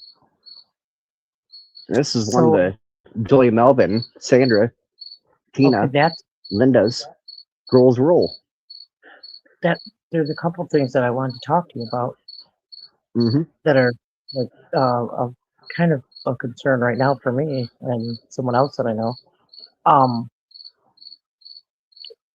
is Julie who she says she is? I'm saying Um, not. I'm saying not her name. I'm saying does she have? she's she's helping Cartel and friends and family of hers pushing narratives. Remember how Prof Oh, needed new gear, equipment, yeah, yep. camera, gear, Oh, she. Greeno, gear, camera? It's Yep. been Julie. They I know. praise in the one person, all these content creators. How do you think Amy, case by case, and her friends got all this new camera gear?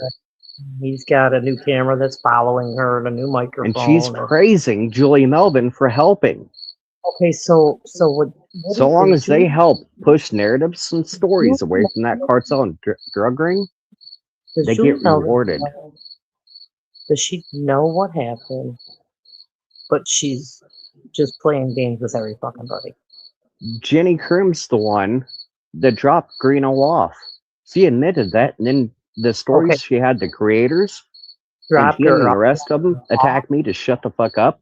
Yeah, Dropped the blue them off. truck, Kelsey scene with the tags on the back, the stickers Yeah, matches tag by tag stickers. If you have Kelsey, look at Jenny Crim's former truck. She was admitting where my cat Greeno, she yeah. was helping them going from place to place and filming, Okay, so that's what I'm reenacting saying. things. I've heard She was that the one where Greeno was staying with her at her house. She admits this, and I've got those text messages with Jenny. well, you need to put that out, dude. You have to. Hmm. Like I We're said, like, I'm not done. This is just Matt yeah, we're Hoffman, what he knew, and I just proved myself during that whole live in this. So I'm not trying to oh, cut you off, but oh, you make I'm sense. You putting make. money where my mouth is. I'm showing Mhm. where the Frank's memo came from. I'm telling you, I don't think anybody's ever thought that you didn't put your money where its mouth was, okay? We all trust you. But this is where it's sick. These are their friends that they choose to cover and giving Right. intel to Elvis Phillips even during the trial. Mm-hmm. Yep. Well, uh, from what I've Oh, read, oh, Sierra what, Daly's cousin. I want you to read these real quick. what I am I called supposed to Gabe do? Ellis and Sierra going with Gabe participating. I got out of Okay. her own cousin, Sierra, Yeah. knew Libby German. How? Sierra Daly. Ooh, When Gabe went to supply Derek and his friends, yeah. he'd bring his underage girlfriend along. She'd go hang out with Libby. So you know how people saying there was another younger female? She was Yeah. with Gabe Ellis when he and his ring went and did Delphi. If you're reading what I'm saying, and I Yep. asked, did Sierra go with Gabe Ellis when he and his gang went to do Delphi? I don't think she was. Not that, oh, they didn't do it. They didn't do it. They weren't the ones. They never did that. I don't Right. think she went with them. They knew where Wow. Sierra was, and they helped with Yep. cover stories. If you look up in when Sierra Daly was missing and on the run with Mhm. Gabe, her family, Crystal Daly, the one you see right here, Yep. you remember the ex-boyfriend of Crystal Scoton that got out of jail early here? I And don't. That name doesn't even sound took familiar. off. Well, he got out of jail here early. This is the Judge and Wife shooting. Then we have Ryan Ebler released. Marion County released him out of jail, and he took off to Georgia, where Crystal Scoton, a different Crystal, moved to get away from him. Ended up killing her, burning her house on fire, taking her vehicle on the run back up to Indiana. Was in a vehicle pursuit with Kentucky State Police, and he's now a burning crispy critter on the side of the fucking road. No, excuse my language. Wow. But Ryan Ebler was helping Crystal Daly, Sierra Daly, covering up more than one missing and murdered. And here's where they don't like me, but everybody. I still have every one of these and every single member that's in it. We can't be loved by everybody.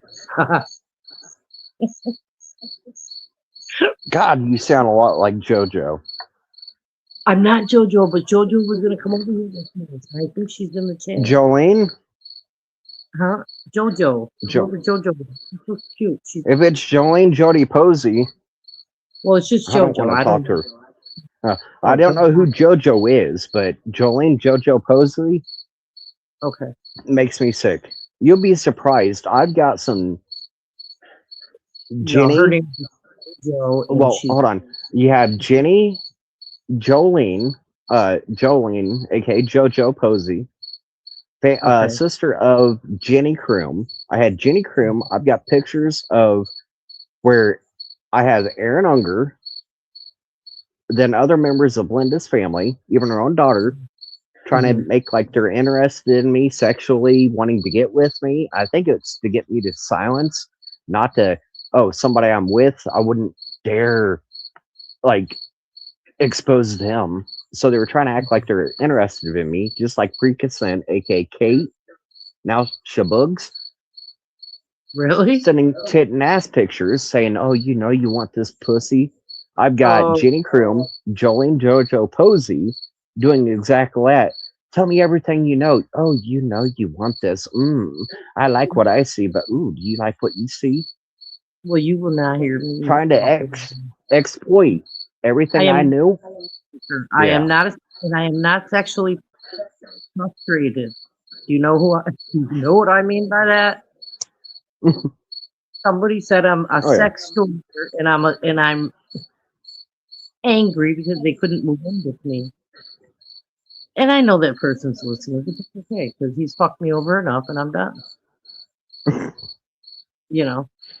I think I've had you on here a time or two. Hey, does the first name start with the T?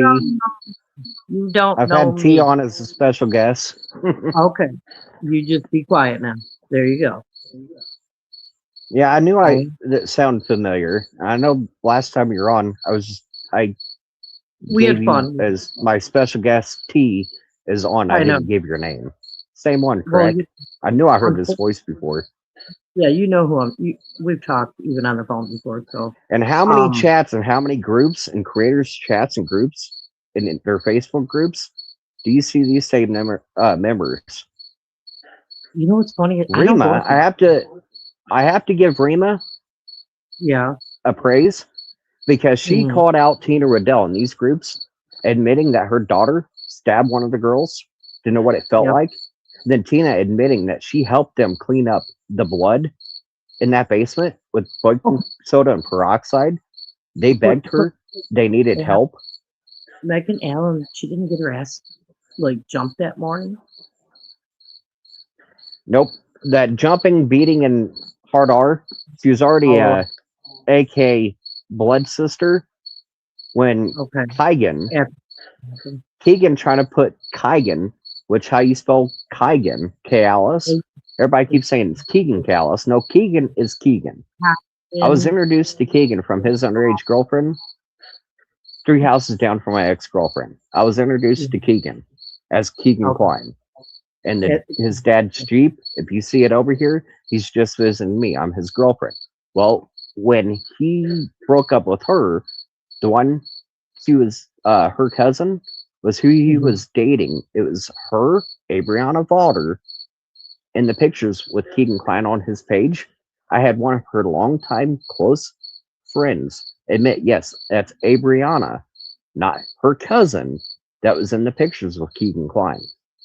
Right. And that's why you see Abriana Walter and her mom and stepdad liking and commenting on pictures. It's because her daughter and Keegan were a thing. They were dating. I was introduced by them 3 houses down from my ex-girlfriend where I was living. Introduced to Keegan was explained. If you see this Jeep, his dad's Jeep over, this is Keegan, my daughter's boyfriend coming over to visit. He's a Okay. longtime friend with her brother, went to school with her brother, but now dating his sister. Okay, that makes sense. Yep. But these names you see in a bunch of chats and groups, correct? So do you believe that the Kaigan, Kai, Kie, is Kai fucking pie? Yep. Okay. Mhm. Um, But look right here. This I'm not sure. Okay. 48 hours. 48 hours.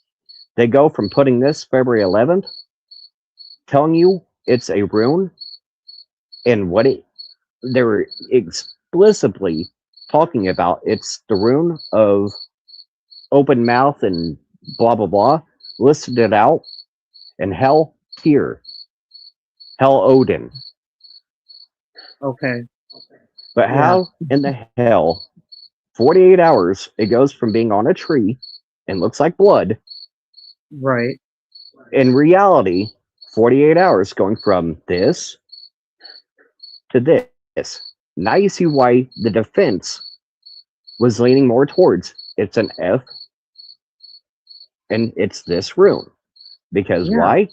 Kyle Stacy reliving, along with Brad and others, reliving this to this. Right. You see it now? I can see it pretty damn clear. It said a pointing down. No, I Somebody see. that didn't know what the hell they were doing and being forced to do it. I don't believe the blood spatter expert was correct on that at all. Mm-hmm. Why did they not get a blood spatter expert that was actually at the crime scene instead of one that they found that just took And 100 here's where, this is more I gave, like, this is the juicy one, this slide.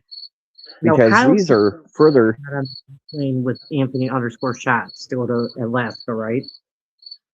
Mm-hmm. Okay.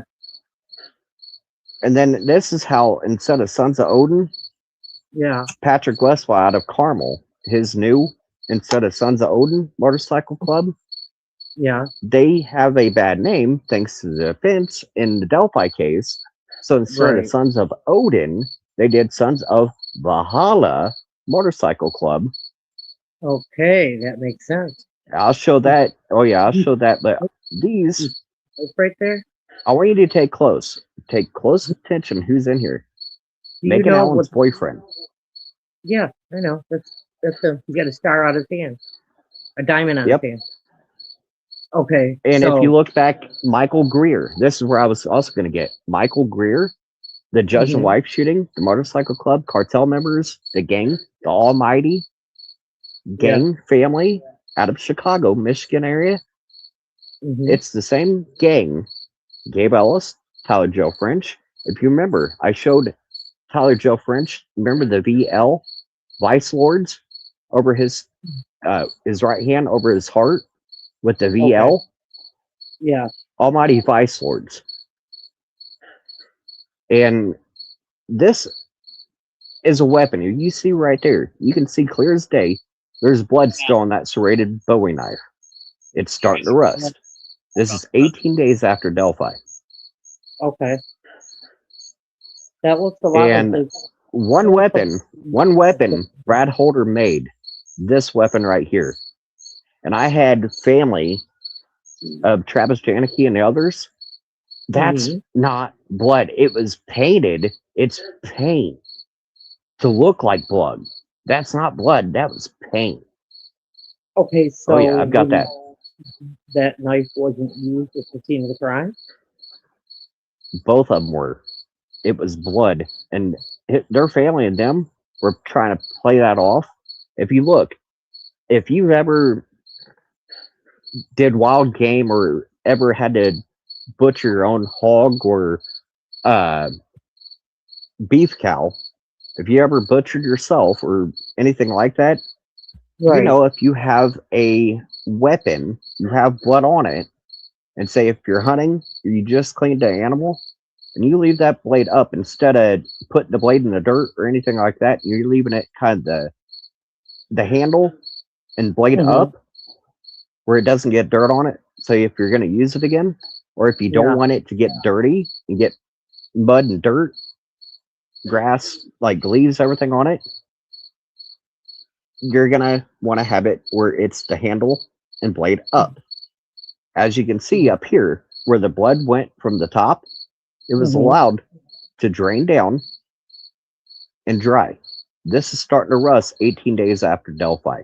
They were parading around the exact murder weapons. Remember what they said? It Okay. was a straight edge leading into a serrated weapon for years. Katana sword. This is Megan Allen holding it over Tigan's shoulder. Same weapon. You can tell, Mm-hmm. like I said, the blood on these weapons. And if you That one remember right. Tina, uh huh. That one right there And looks that like. one right here, I want you to keep in mind that one right there. And remember, I told and showed Matt Hoffman to look up the Book of Troth in the Mm-hmm. Dropbox. I found a PDF and page by page by page in the Book of Troth that Kyle Stacy was reliving. You Mm-hmm. look up page 111 in that book. And here, I think it's this is after you picked the wrong fucking day. Odin be with us when the wolves are released. Held here. They were admitting it was them. And what the fuck are you gonna do about it? You snitched, you rolled, you went against us. Well, we took two of your own. We did it. What the fuck are you gonna do about it? They were parading and openly letting it be known it was them and why they did it. Well, this Oh, is it gets January. worse.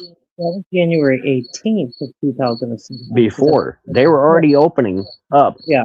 You picked the Okay. wrong motherfuckers. Odin be with us when the wolves, they nicknamed themselves the wolves, pure hellhounds, the AK wolves. When the wolves are released, Odin, Odin be with us, held here, pure Mm-hmm. hellhounds. When the wolves, aka hellhounds, are released, Mm-hmm. Odin be with us. Yeah, I've seen that picture before. Okay, I'm gonna This mention is something. Tina. Oh, you're Let gonna want me to see these. This is Tina talking about Christy Lynn Martin, her sister, let aka me I have let me, Anna admitting. Hold on, I have Anna admitting where Christy Lynn Martin was in fact even her admitting Christy Lynn Martin was Abby's godmother. I just heard that recently. The anhydrous. Okay, so here because they have scrubbed the internet. The anhydrous. We know how they really got the anhydrous, but they've scrubbed Hmm. that. So, and I'm not gonna say any names except for Tobe. Um, Oh, I'll say it. Anna Williams and Toby Garth were longtime family friends. Anna herself admitted she's done work even after the murders yeah. with Ashley's grandmother and her dad. She's done work for the grandmother. They personally known each other for decades now. And it goes Okay. back to where Anna and Toby worked at the same uh, Ag Resource Center, the old DCS building. Everybody thinks it's Yeah. DCS is in Child Services. It's Mm-hmm. Delphi Co-op Services, what it used to be called, aka DCS building Okay. by the bridge, is a Mm-hmm. old department of Delphi Cooperation Agricultural Services. aka abbreviated DCS. It wasn't Department of Child Services. It was an old Delphi co-op building. Okay. That's where they used to sell it out before. And if you look up Derek Sherman and what was it, Dustin Prater's ammonia theft, he admitted, both of them admitted they were going to give it to somebody to manufacture meth. Now, if you look up just a few weeks later, you have Gabriel Ellis Derek and Heather Ferris. They were, like, this is well before Delphi.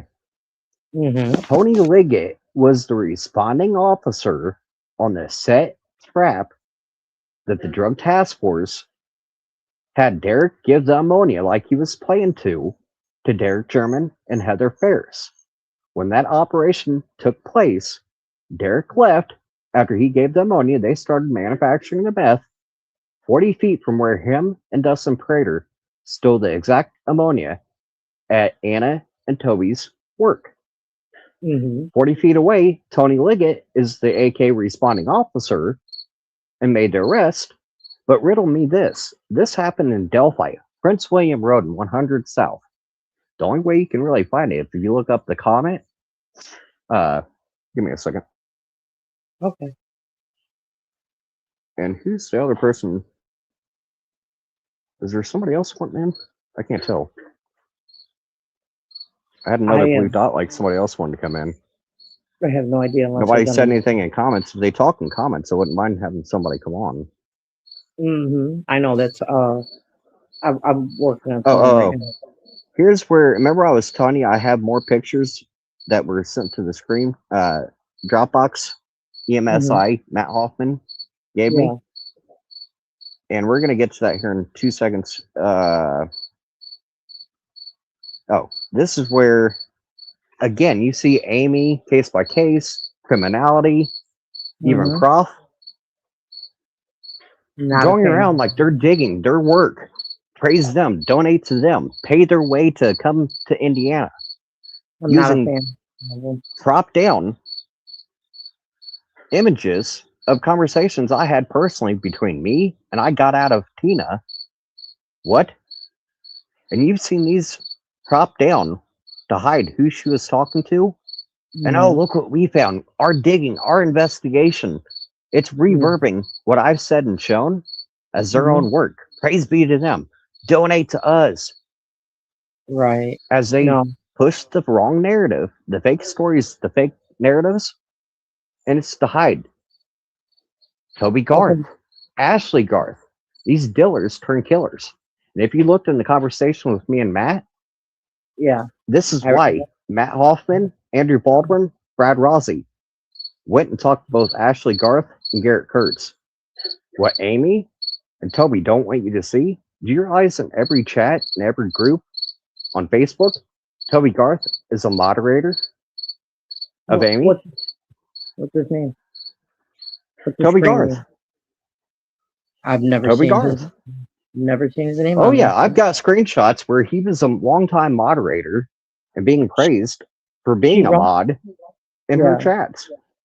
She one time said, "Oh, I don't think Ashley's father's gonna like that," and he's in the chat right now. And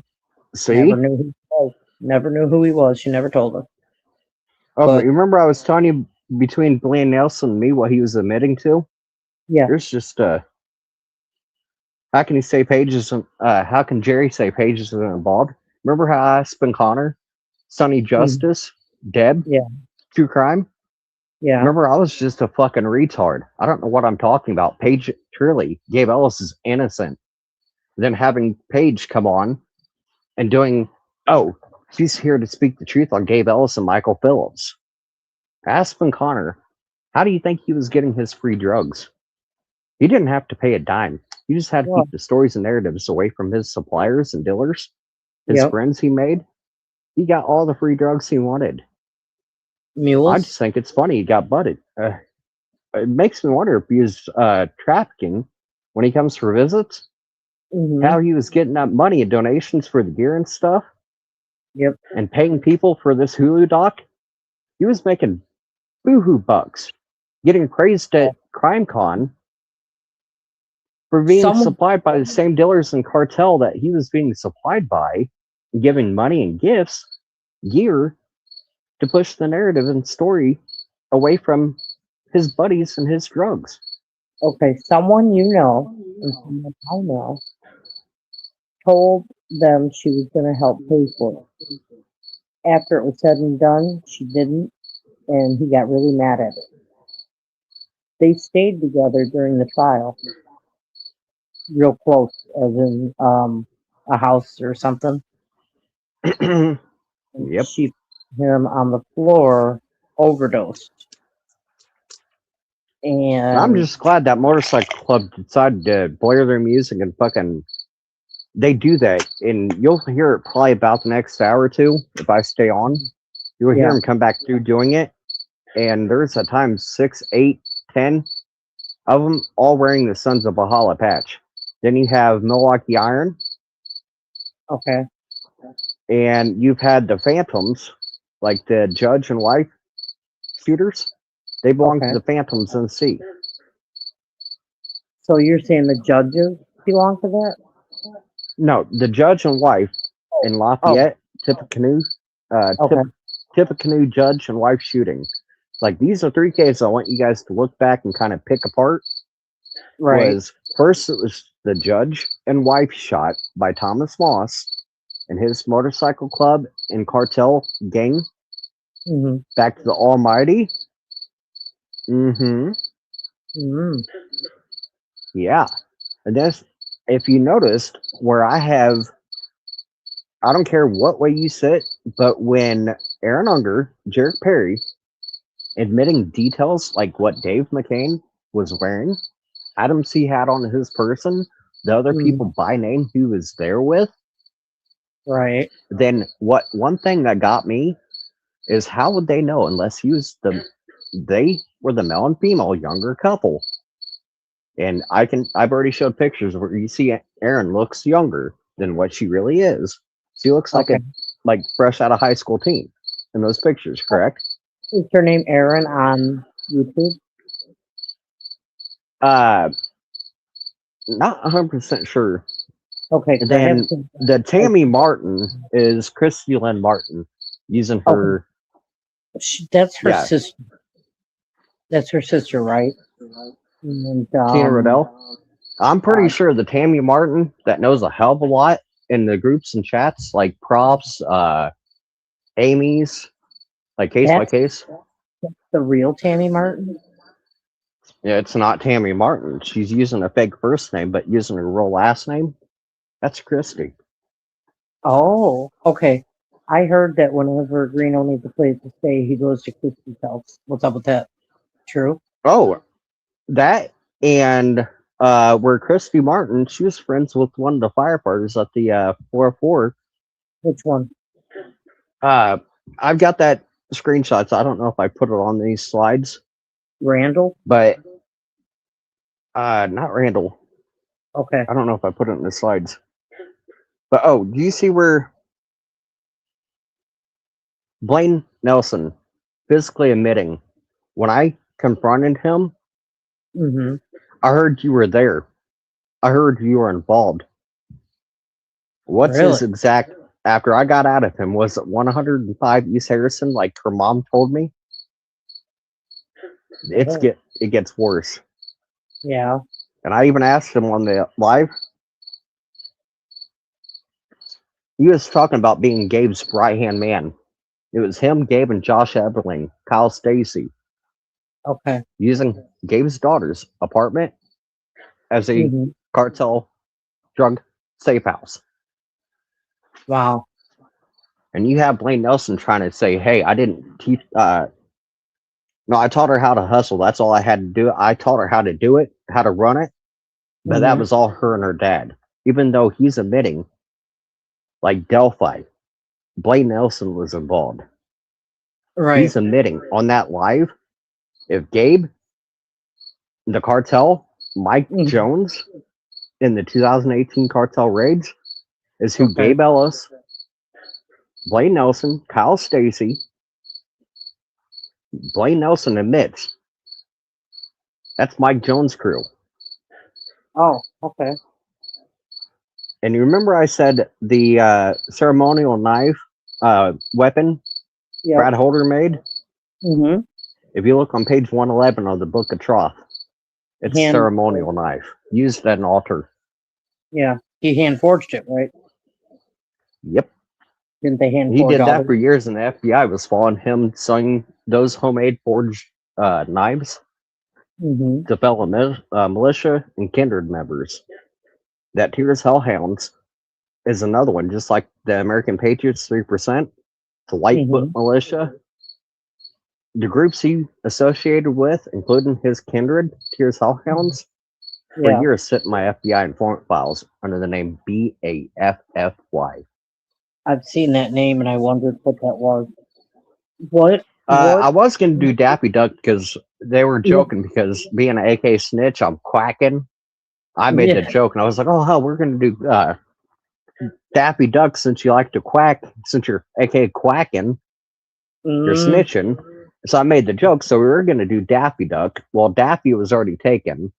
Yeah. So I went like, how about Buffy the Vampire Slayer? I'm slaying all these like foreign and domestic terrorism suspects. I'm putting them behind bars. Well, I'm not Buffy, but I'm Baffy since I can't be Daffy. That's right. So let's go with Baffy. It's your choice. Baffy the terrorist hunter. Right. And I had that agent laughing. I was like, I'm not Buffy. I'm not a female, so I can't be Buffy, but I'm a male. I can hunt these foreign terrorists and domestic terrorism down. So I'll be Baffy the terrorist hunter. And he was just rolling. That's funny. That is funny. Well, this is just showing some things I've already talked about, like publicly. I was in all your stuff. This is how Kyle Stacy's so sick. After killing 2 innocent kids, he's telling everybody, you're safe because I'm out walking. You remember, if you look up Kokomo, they were having like shooting, violence, and everything. So they were doing community patrols. Okay. And walking in groups. Well, Kyle kind of made himself look good. I'm walking so the community's safe tonight. Wow. This is where he was friends with. So he's friends with Vincent Kozlowski, who went to be a police officer in Alaska. Mm-hmm. Okay.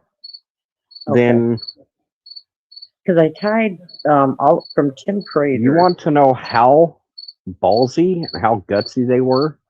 Yeah. They were actively tampering with the secondary victims, the families, taunting who, why they did it. Then after they arrested Richard Allen, just a couple days later, yeah, what did Kyle Stacy do? Instead of reliving, he went, guess what? I'm going to poke the family directly. I'm going to share what they've shared. Carrie shared the light up for Abby and Libby. Yeah. They were physically using Linda, Tina, their family and friends. Yeah. Tampering.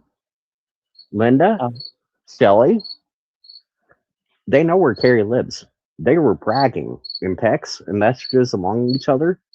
They took the trip down to out of state and physically know where Carrie and her kids are living because they physically went down there thanks to Julie and Jenny. Right. Orchestrating and getting them Carrie's number. So you had the real third parties, their family and friends, coercing, the coercion, the tampering, guarantee there was threats, even to Carrie. Oh, absolutely. They're not only tampering with me, they tampered with the defense. Really? When not only the defense, but the victims' families themselves, like Carrie. The one that was left out didn't know anything. You had Anna in the conversations I had with her. Yeah. I don't give a fuck what Carrie has to say. She doesn't know everything me and Becky and the Patties know. They're not telling her. They're keeping her out of it. She doesn't know anything, so I don't give a fuck what she has to say. They purposely left Carrie out of it But the weakest link, family member, they allowed third party, the real killers, family and Mhm. friends, to be tampering with Carrie and her kids, knowing where they live, Oh my gosh. How many having her people? personal number, knowing where she's working, where she's living, keeping up to date if she's changed jobs, if they moved. That's Right. pretty damn scary. Yeah. Absolutely. I don't think she was treated very fairly. But Yeah, and there's if you also look down below the mic, if you hit you can see where you can hit that and mute while you're using the restroom real quick. Since we're live, it ain't one of like our private conversations. I'll tell anybody who's in the chat to ask me a question. Come on, people. And that's what's sad. They've pushed so many people to only listen to them, only join their chats and their videos and their lives. Yeah. To the point where everybody wanted to know the truth. And Erica, and you had Christine, Mike Osbrook going, "Oh, the Frank's memo. If only you knew what the info we do and how deadly and how scary some of these people are. And it's more than others involved." They have nothing now. They've got the other parts where, like the criminal investigation, the work product there, but a lot of the exhibits, the who, what, how, and how the defense know about the Kokomo crew, George Stanley, the Stanleys when it comes to Elvis Fields. How did they find that out? Right. I wonder. Yeah. How the fuck did Circus get a hold of that first video, the interview of Robin? That's leaking. You got to keep in mind, like, remember Frank Meister getting and the AK, what props calling him the troll farm? Apparently, I'm part of the troll farm. Oh, I am too. Because remember, he was asking me and begging me, and I showed and exposed that. Because the defense is coming to him, and he needs all the names, like everything I have on Gabe, Kyle, and I refused. Oh God, I need it now. Yep. Remember I was telling you, like, where were you guys on February 14th and 15th? And this is showing the first sexually trafficked, missing, and murdered targeted.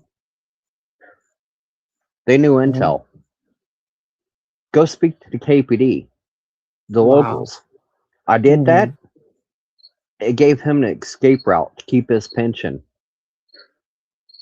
Really? And this started 2019, almost 3 years after both Karina and Delphi. He disposed of me. Why? Because he's telling me what? To go talk to the local PD and locals. Yeah. When they started saying, we're going to charge you with withholding information, tampering, until I started showing them texts and emails with that handler telling me to only talk to him and the FBI.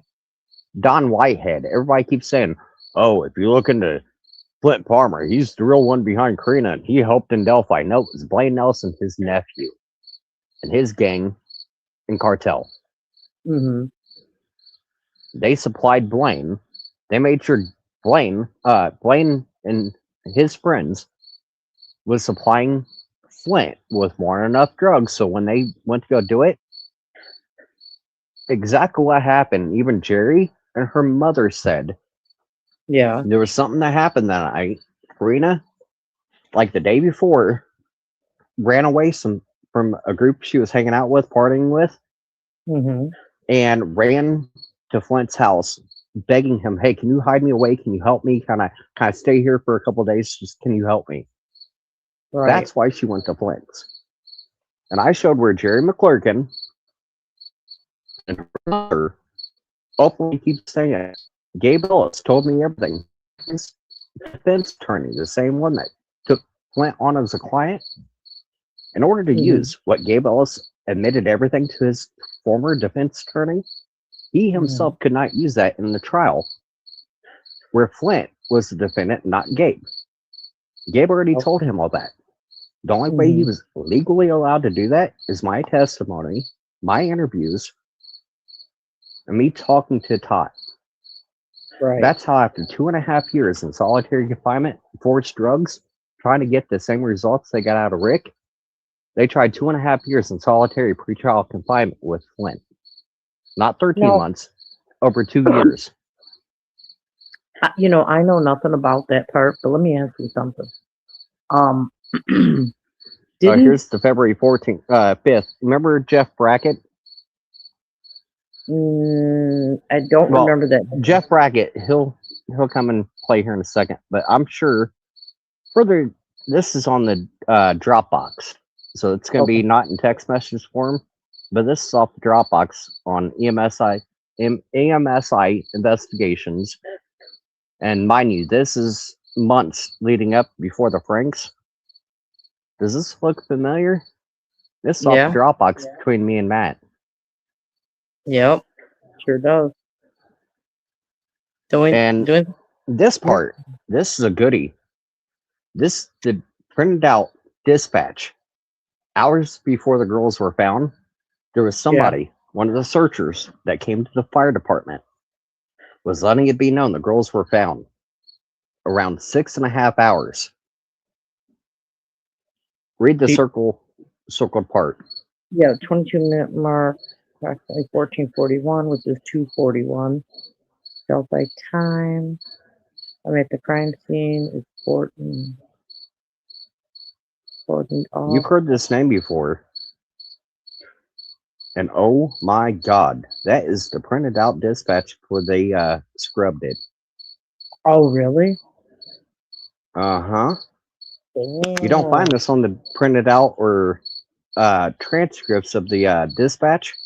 Right. But this is on the dispatch that I printed, I screenshot. When I found it, I'm like, what was he talking about 6.5 hours ago? Like before that morning, he let it be known the girls were already found over 6 hours before they are officially found. Well, I heard, now Becky said. Oh, this is another one. That they were really found at 9 a.m. But then she told before these turn trial exhibits, where do they come from? Well, those are, what do you mean? Are you asking me? Yeah, these are further like the ones I just showed you before, like them meeting, and then he had one where it was just this, where the runes spelled out and stuff. I see it. Yep. Then he did different things with them, but okay, yeah, that looks kind of 5. And then as above so below. Holy, hold on. Oh, these are some good ones. Who's Donnie? I'm a Donnie Brasco. I'm a fake PI, CI. These are rich. They're bragging and they're doing content and videos saying that they know from like Christine Salazar, and Erica and others. They know details and they're reverbing what I've said and already showed. But praise be to them, give them donations, sub to their pages. But look what I mean. Where the real Frank's memo, the details, the third party, all that came to fruition. Yep. All that came to fruition because of who sent it. But yet, look, this is what the fuck I'm dealing with. Remember my PTSD? Yep. I'm just a mental retard. Oh, yeah. I was never a CI. I lied. Yeah, that's like, you know. It was confirmed by Todd Click to Andrew Baldwin, who and what I was in 2018 when I worked with him, Murphy, and Ferenczi. That's how Todd Click came involved with the Delphi. He confirmed, and if you heard Mike Oshbrook on Criminality and other pages, yes, an FBI former CI at the time of Delphi came forward to the defense with intel, but even he refuses to give up the name of who it was. Does he not know? Right. Remember how he's like, oh, and I've got messages with Mike Oshbrook. The same things I was showing and telling Matt Hoffman that came to become the pranks. And this is remember CJ and Greeno brought up my Yeah. 2018 on criminality, where Phoenix, her whole little cult following was They up were- there laughing with Adrian, That's when Christine, and chat and all that. Yeah, that's when TJ first came out, right? Yep, and CJ coming out hunting testicles, true crime. The Nutter, the one that's fucking mentally retarded. This is on criminality. She had him as a special guest, and then he brought up Greeno, and they were talking about how my 2018 video with Indiana State Police and Mhm. KPD detectives going over Karina's case, Delphi. Yeah. They played that entire video parts on criminality live, and that's why on the end of this live I did, I'm no Vanessa Watch. What you and Lena Oriani did and admitted she worked with Lena Oriani, giving Vanessa's work product, how she was going against her friend Lena in the stalking case that she lost multiple times and has a lifetime protective order, no contact order by Vanessa Wash. Okay. Teresa Stebbins, aka Criminalities, longtime former YouTube partner, Vanessa Wash. This is how Right. Lena and her talk shit about her former partner, got rid of her and disposed of her. They were bragging, and there's text between Teresa and Lena Oriani, where she was telling and giving Lena all she needed to build a defense on what Vanessa planned to be bringing at her. She was relaying information just like they're doing to Elvis Fields, Tina Riddell, Megan Allen, Gabe. They've been using their platforms, getting monetized, donations, gear, hell, even stays. And it's by cartel dealers and family. As long as they push the fake narrative, fake stories. Look over here. Oh, it's DP. It's Dustin, whatever his name, Prater? DP or whatever. It's Prater. him and his girlfriend was there. Not Aaron Unger and Jared Perry, who admit and gave details only they would know. But here's where I left nothing unbarred. After I showed what I did, and this is in Criminalities chat.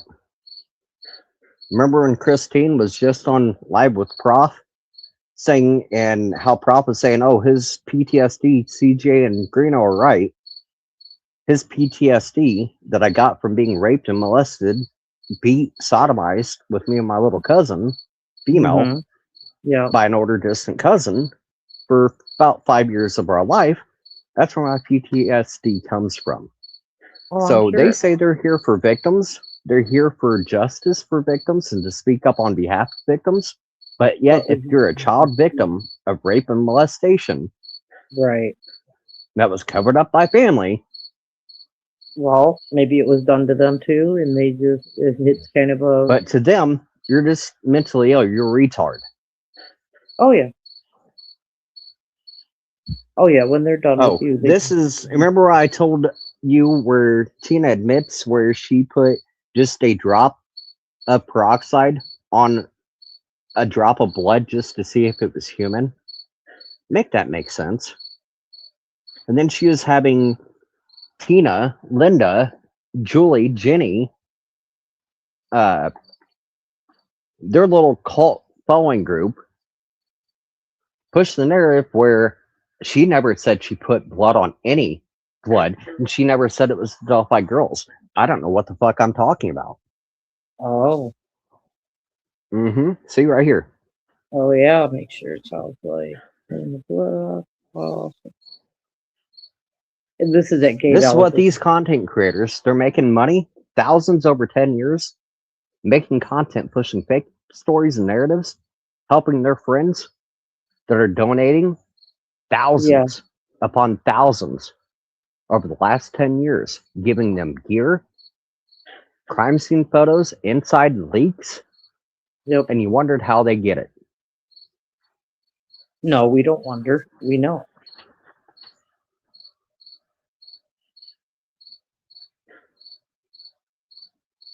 And Ooh, she's talking about, I know what I seen. Remember about when I said all the blood? Mm-hmm. And when I asked the date, and she was trying to tell me it wasn't 105 East Harrison, it was another street where Gabe Ellis is parked. He's got a, over by Speedway in Kokomo on Washington Street in Markland. Okay. There's an apartment complex, and in Gabe Ellis's pictures, you'll see that apartment complex. That's the one where it's a former stripper, like girlfriend, fuck buddy of his.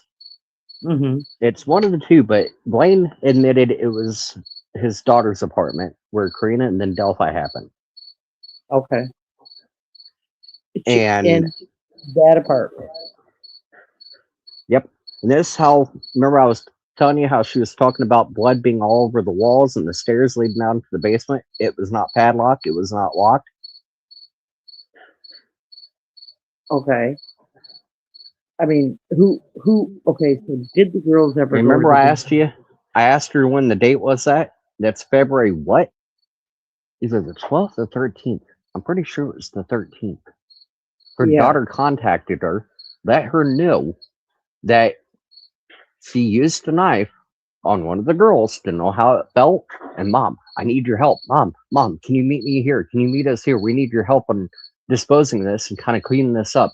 We need your help. So that's how she was there. She was asked by Megan Allen, Keegan Callis, and Gabe Ellis, their little gang, to meet them at his daughter's apartment. Alice would Tina know about all this blood, from who it was, whose blood it was, including the baking soda and peroxide, and I got her to admit, so you're telling me they had that pre-staged boxes of baking soda and peroxide to dilute and hide DNA evidence? So how did they get the girls?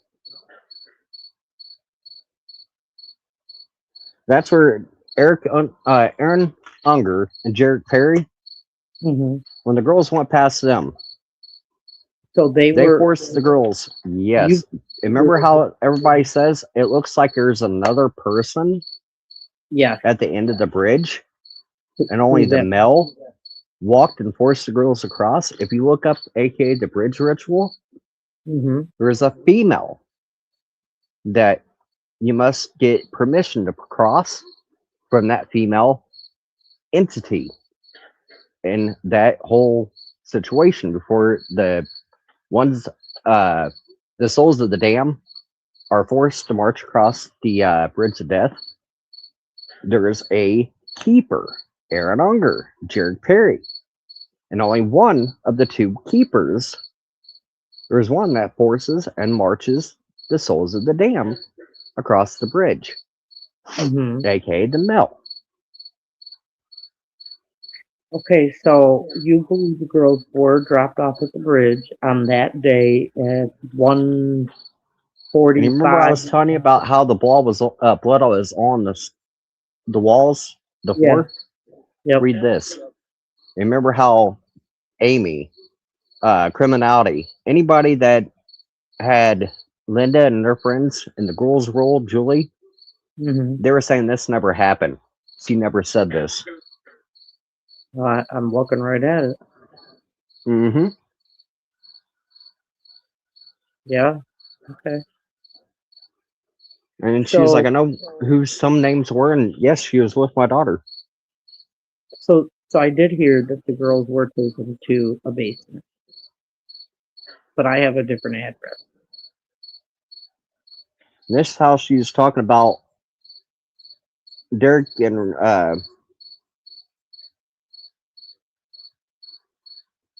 2015. And then when he rolled on somebody, aka Aaron Unger, her daughter Celeste, longtime family friends of his and Anna's, both sides of the family, longtime family friends of them. He rolled in 2015 after he got charged with ammonia, the dealing. In 2015, he rolled on somebody. It was both Christy Lynn Martin, Gabe and his cartel ring, and other members like Aaron Unger. And then shortly after, he rolled after he got caught. Aaron Unger and her daughter and their boyfriends were raided. Okay. And you see, remember when Aaron was saying Derek snitched? Everybody says that. But Aaron herself. Oh, And no, I didn't. oh yeah.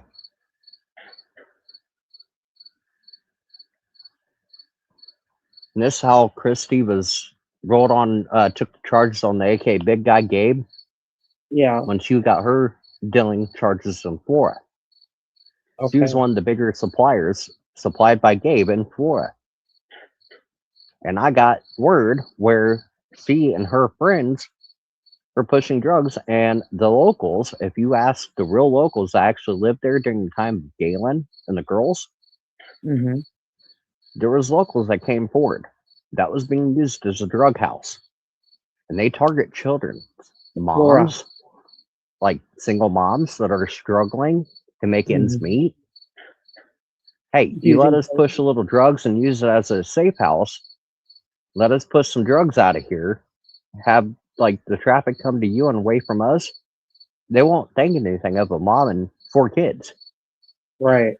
They just have friends coming over. But there was locals that actually came forward and was letting it be known where there was like routes in through the grass Yeah. Well, that was actually going to and from their door, the same door that you're, and you nobody you're, wants to look at this. no. I know hold about. on. Well, I was getting at Jennifer Yeah. Dean Barnes being longtime friends with Derek. Yeah. Jennifer and her husband, which end up getting with her daughter when she went to prison, end up going Mhm. with at the time her underage daughter, but then turn of age, end up Didn't- getting with, and I think staying with her Maybe- for a while. When Christy, it wasn't like Christy, but Jennifer ended up going. He divorced her and then going with his her daughter. His daughter. Yep. I heard about that. Yep. I've seen a picture of actually all of them. I haven't run across it yet. And this where, like, this is damning.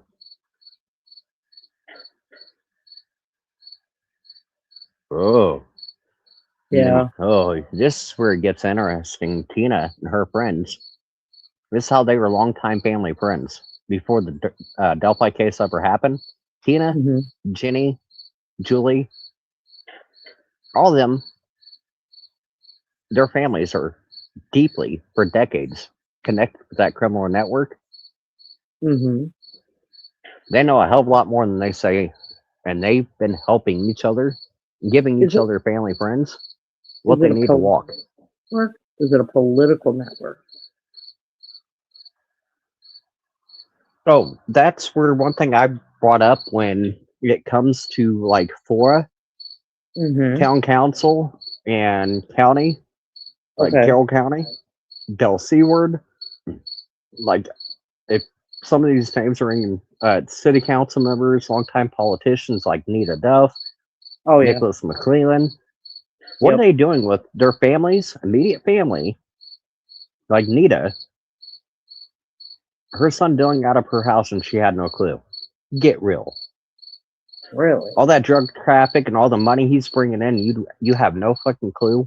Get real. Right. Maybe he's going somewhere else to meet the people. And you see the conversations where later on you see where I think it. Hold on. My phone did this last night during the live where I'm trying to get to the. Did you have somebody on last night? Because I was looking at your stuff today. Nope. But this is further conversation. This is before I went dark mode. And this is more conversations where it's easier just for me and everybody else. I did dark mode where it's easier on the eyes. You can fully read it better than black and white. Right. So this is before I went to dark mode. And this is, what's this saying right here? This is from Tina about her daughter and her friends. She lied about being interviewed with L.E. Who's, wait, Yeah. Megan?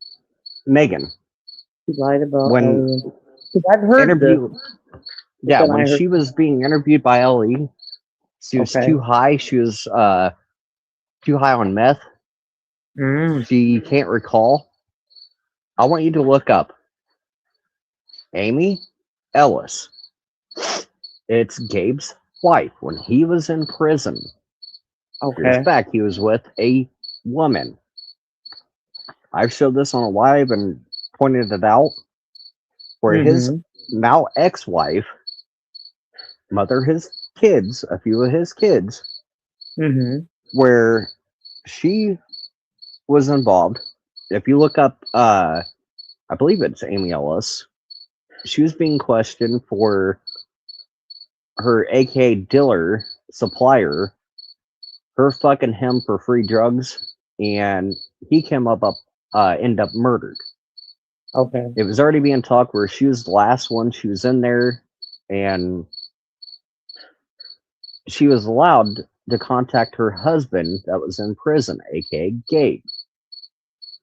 Okay. After she talked to Gabe, she went back and used exactly word for word what Gabe told Megan and the rest under him to use word for word.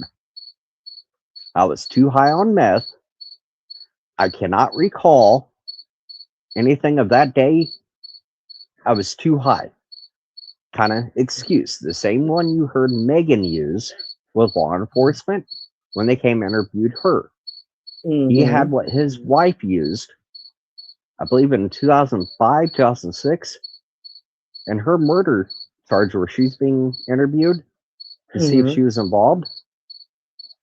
She used the same excuse and the same story that he told Megan to use word for word. And I'm like, oh my God. This is Right. years apart in the same wording, word for word, after a phone call to the husband in jail, like prison. Mm-hmm. What he told her to say, I guarantee it would be on that recorded call. And she came back talking to law enforcement instead of keep talking. She came up with, forget everything I just said. I was too high. I can't recall anything. I was too high on meth. Meth psychosis. I was out of it in meth. I can't recall. And when I heard Megan say that, and I looked back on Gabe's wife getting out of a murder charge by using word for word exactly what he told Megan to use, Mm-hmm. is fucking wild to me. Excuse my language, but God Oh, damn, that's I don't know what happens. That's my Give me first 2 line. seconds, something. No, it's weird. It's this stupid sidebar where if it moves out of the way, I don't want that. Like I was just moving through these slides like it was nothing. It did it last night, and I gotta move somewhere because it's stuck on this last one, and I can't go up or down. Yeah. What the hell? And Well, I know then let me pick your brain for a minute.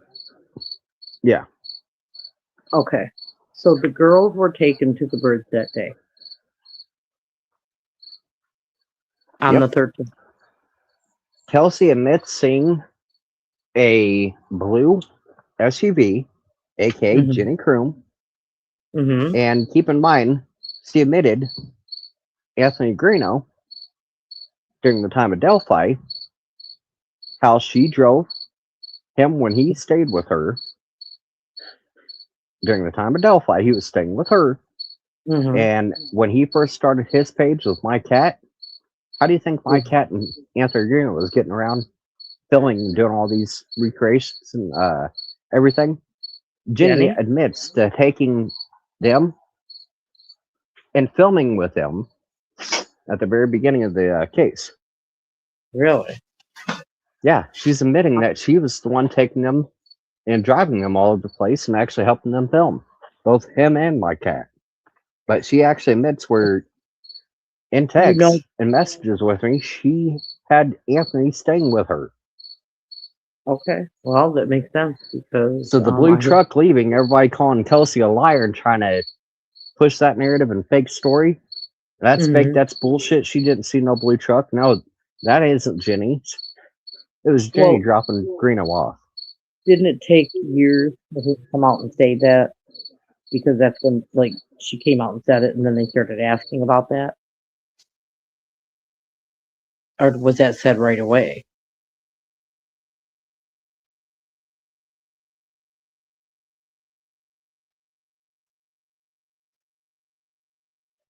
Did you leave me? No, not on purpose. Are you still there? Okay. Yeah, I'm still here. Oh, now I see I'm you. like, holy crap! I want to go like try to get back where I can get to the. Oh, now it's. Wow. It's working now? Oh yeah, now it's working. Yeah. Well, somebody wants to fuck with the shit. They don't like what we're talking about. Oh yeah, I think it was on. What was I on? 7. Yeah, it's not let me go to 7 for some reason. Background noise, and I absolutely have none, but you have a bunch of crickets. Oh, I'm sitting outside in the carport. Well, okay, tell people that because they think it's me. No, Nothing. if you look, I'm sitting outside, and there's a little pond, so if you hear frogs, I'm sitting outside in the carport. So sorry. No, it doesn't bother me. I'm funny because I noticed it earlier. I'm like, hey, crickets, shoot them. Oh, it's annoying. But if I move my chair or if I throw something, you're gonna hear a bang. But like I bang on a couple things, and get them to stop for a good while. It's like they're near me. If I throw shit at them, it shuts them up for a little bit. It's funny. Oh my god, I don't hear them anymore. Yeah, you hear the distant ones, but the ones right up next to me, it's ones that are right up next to the carport where I'm sitting. They were so loud that I thought one got here, and I turned down the volume on your side, and I didn't hear them. So I was like, all right, it's not me. Oh, it's enough. It drives me batty. Like, I'm right along with you guys. Like, the hell? I had 6 slides. So what was going on? So what did she say was going on in the base? For all the blood. She said it was the girls' blood, so that's where they took the girls.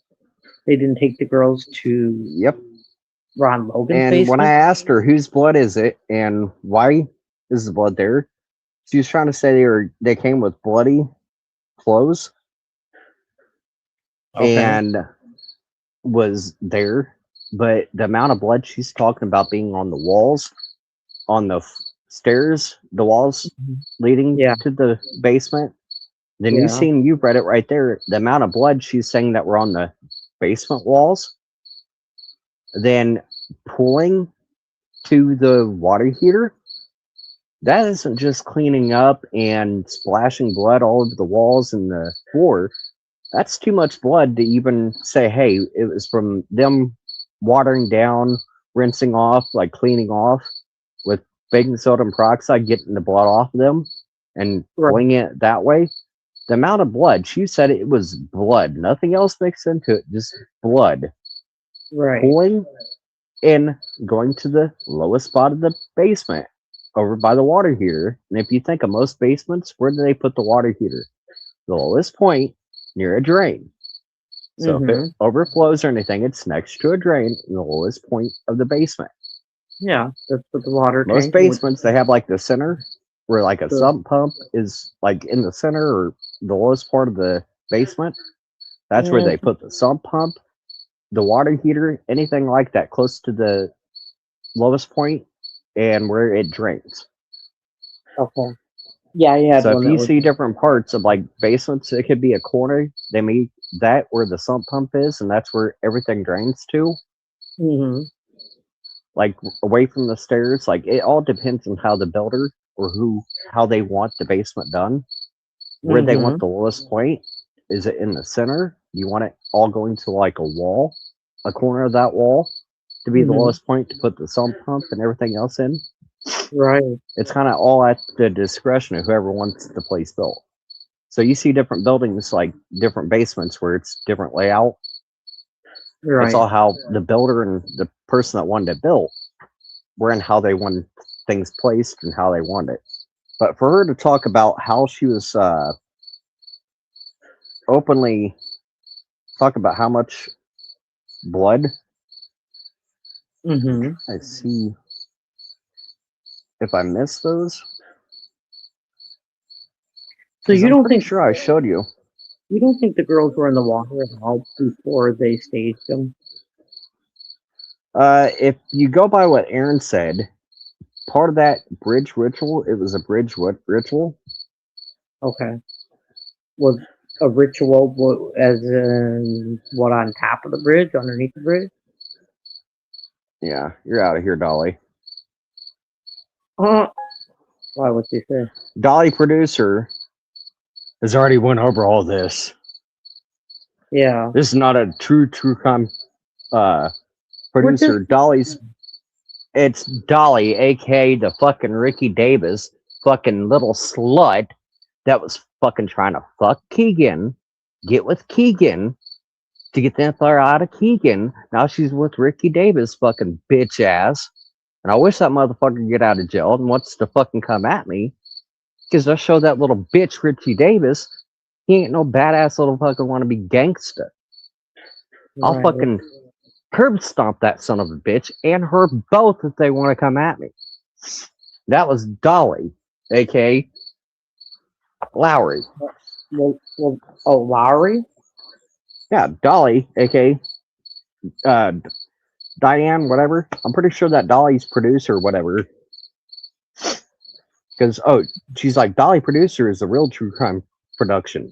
Come here. We're not saying like, that we have production here. Oh, if you seen, that's the one Dolly's producer was banned. I went and, you know what?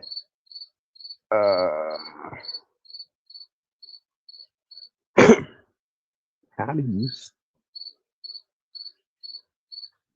Hold on. I'm trying to.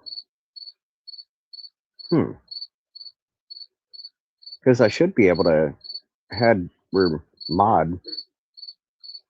Because it's like this. I won't say her name again, but Kay, the other night live. Yeah. Man, she was on it. She was like, anybody that was starting shit or talking shit, she's like, nope, ban. You're out of here. Goodbye.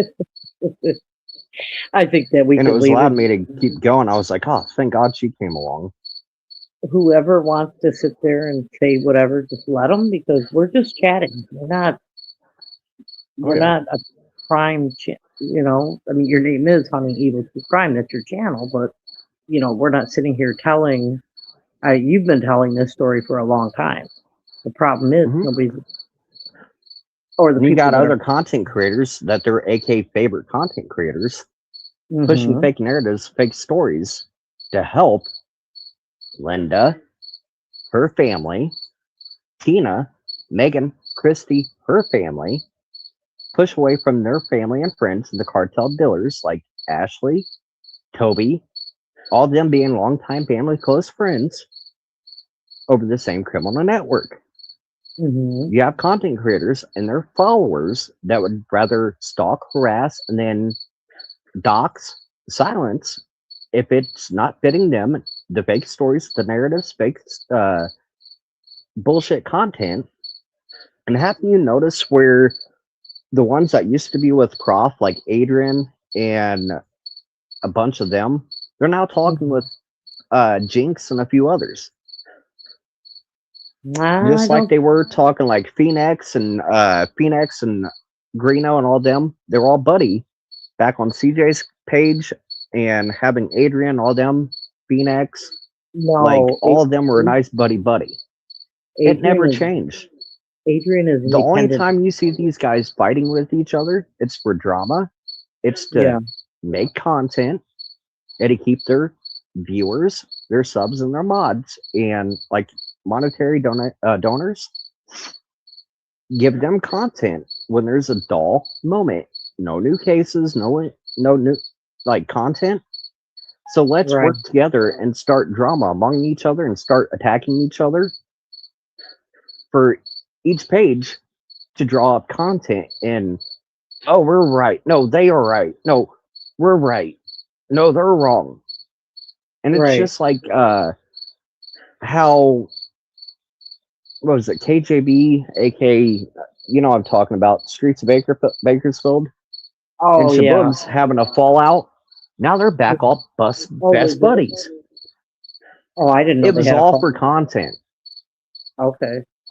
You know, this is what I'm gonna Prof say. though did a lot. Like he's doing it, and you notice how I There, was kept saying like Julie, every single body, like every single person creator that she shared those crime scene pictures with and went on live bragging how she got them from Rick, right? and this is the date and time I got them. And you seen, yes, Rick gave them to her, like Rick Snay Yeah, gave them to Julie. Well, she would go on Criminality, she went on Prof, she went on CJ's, like anybody that she shared them with, she went on their live panels bragging how and why she got them and how she sent them to them.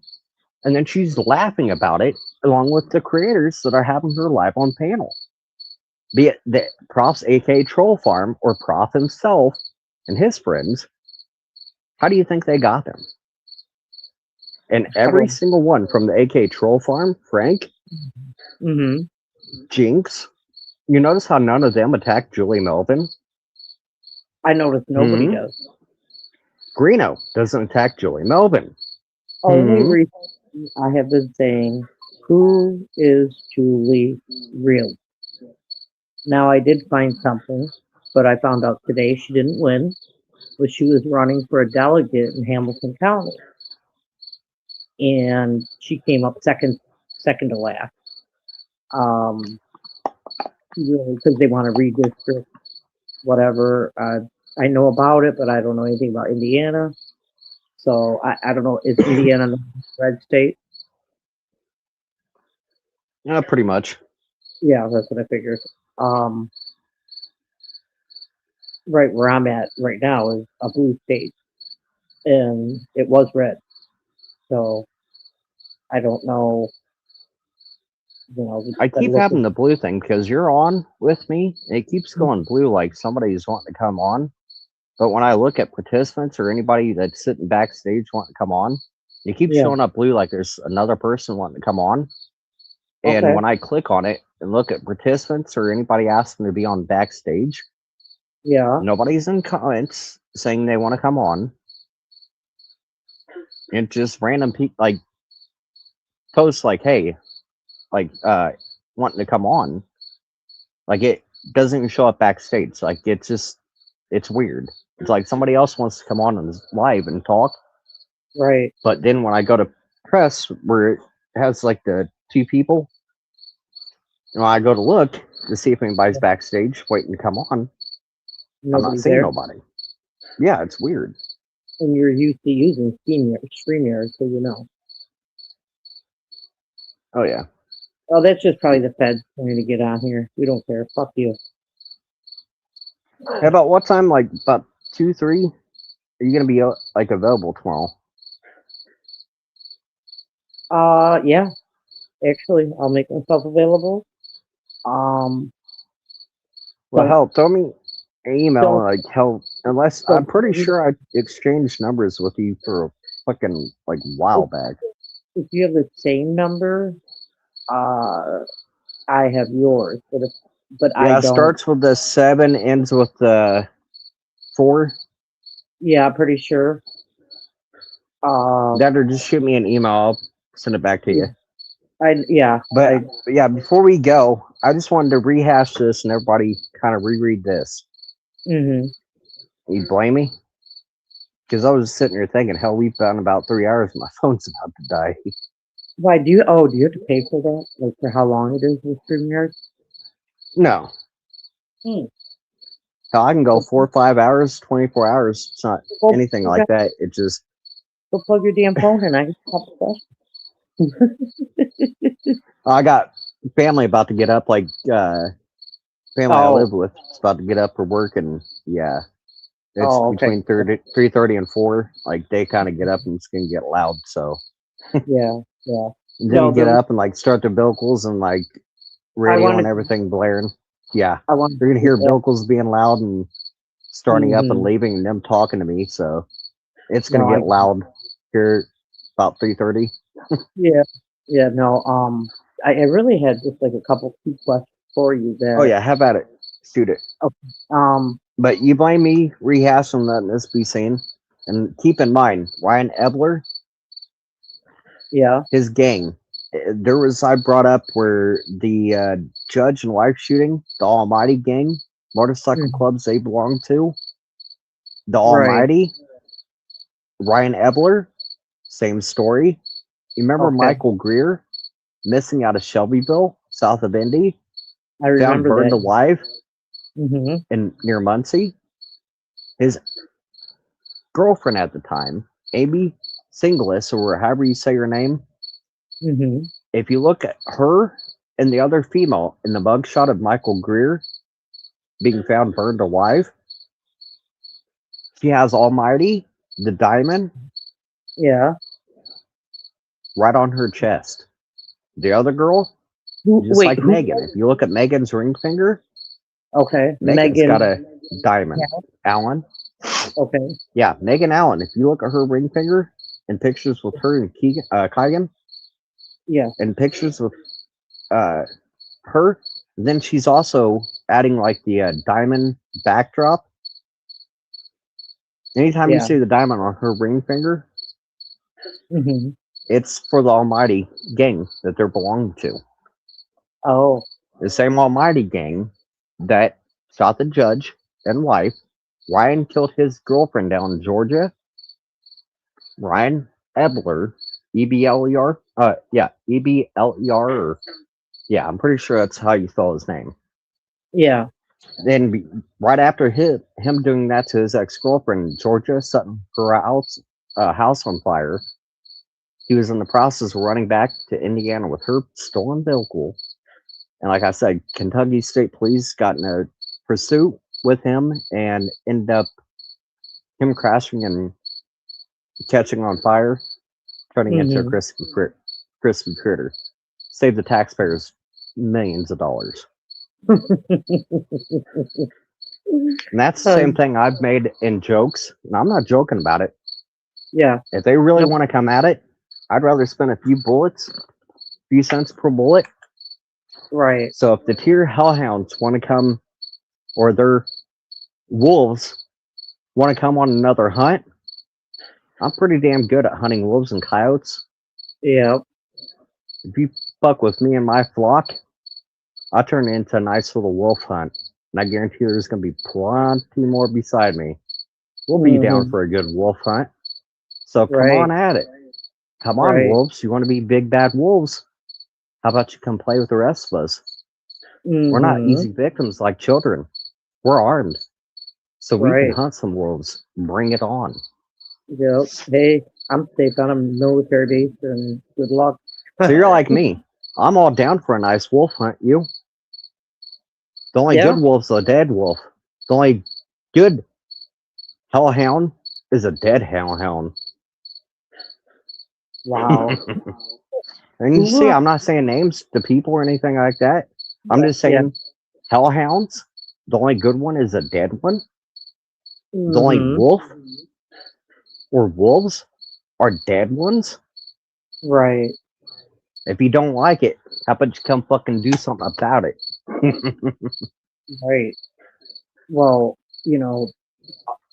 I'm so sick of everybody going through the bridge guy fucking video, and goddamn, I'm sorry, but Abby on the bridge. It's so disgustingly fake that I can't believe anybody thinks that we're stupid enough to fall for that. And I watched it twice, and after I watched Oh, it they're twice, saying, oh, the only reason it's changed from here to here, they admitted they used filters in the video they gave out to that, everybody. that's not They Abby. altered it. They used filters in the new leaked video.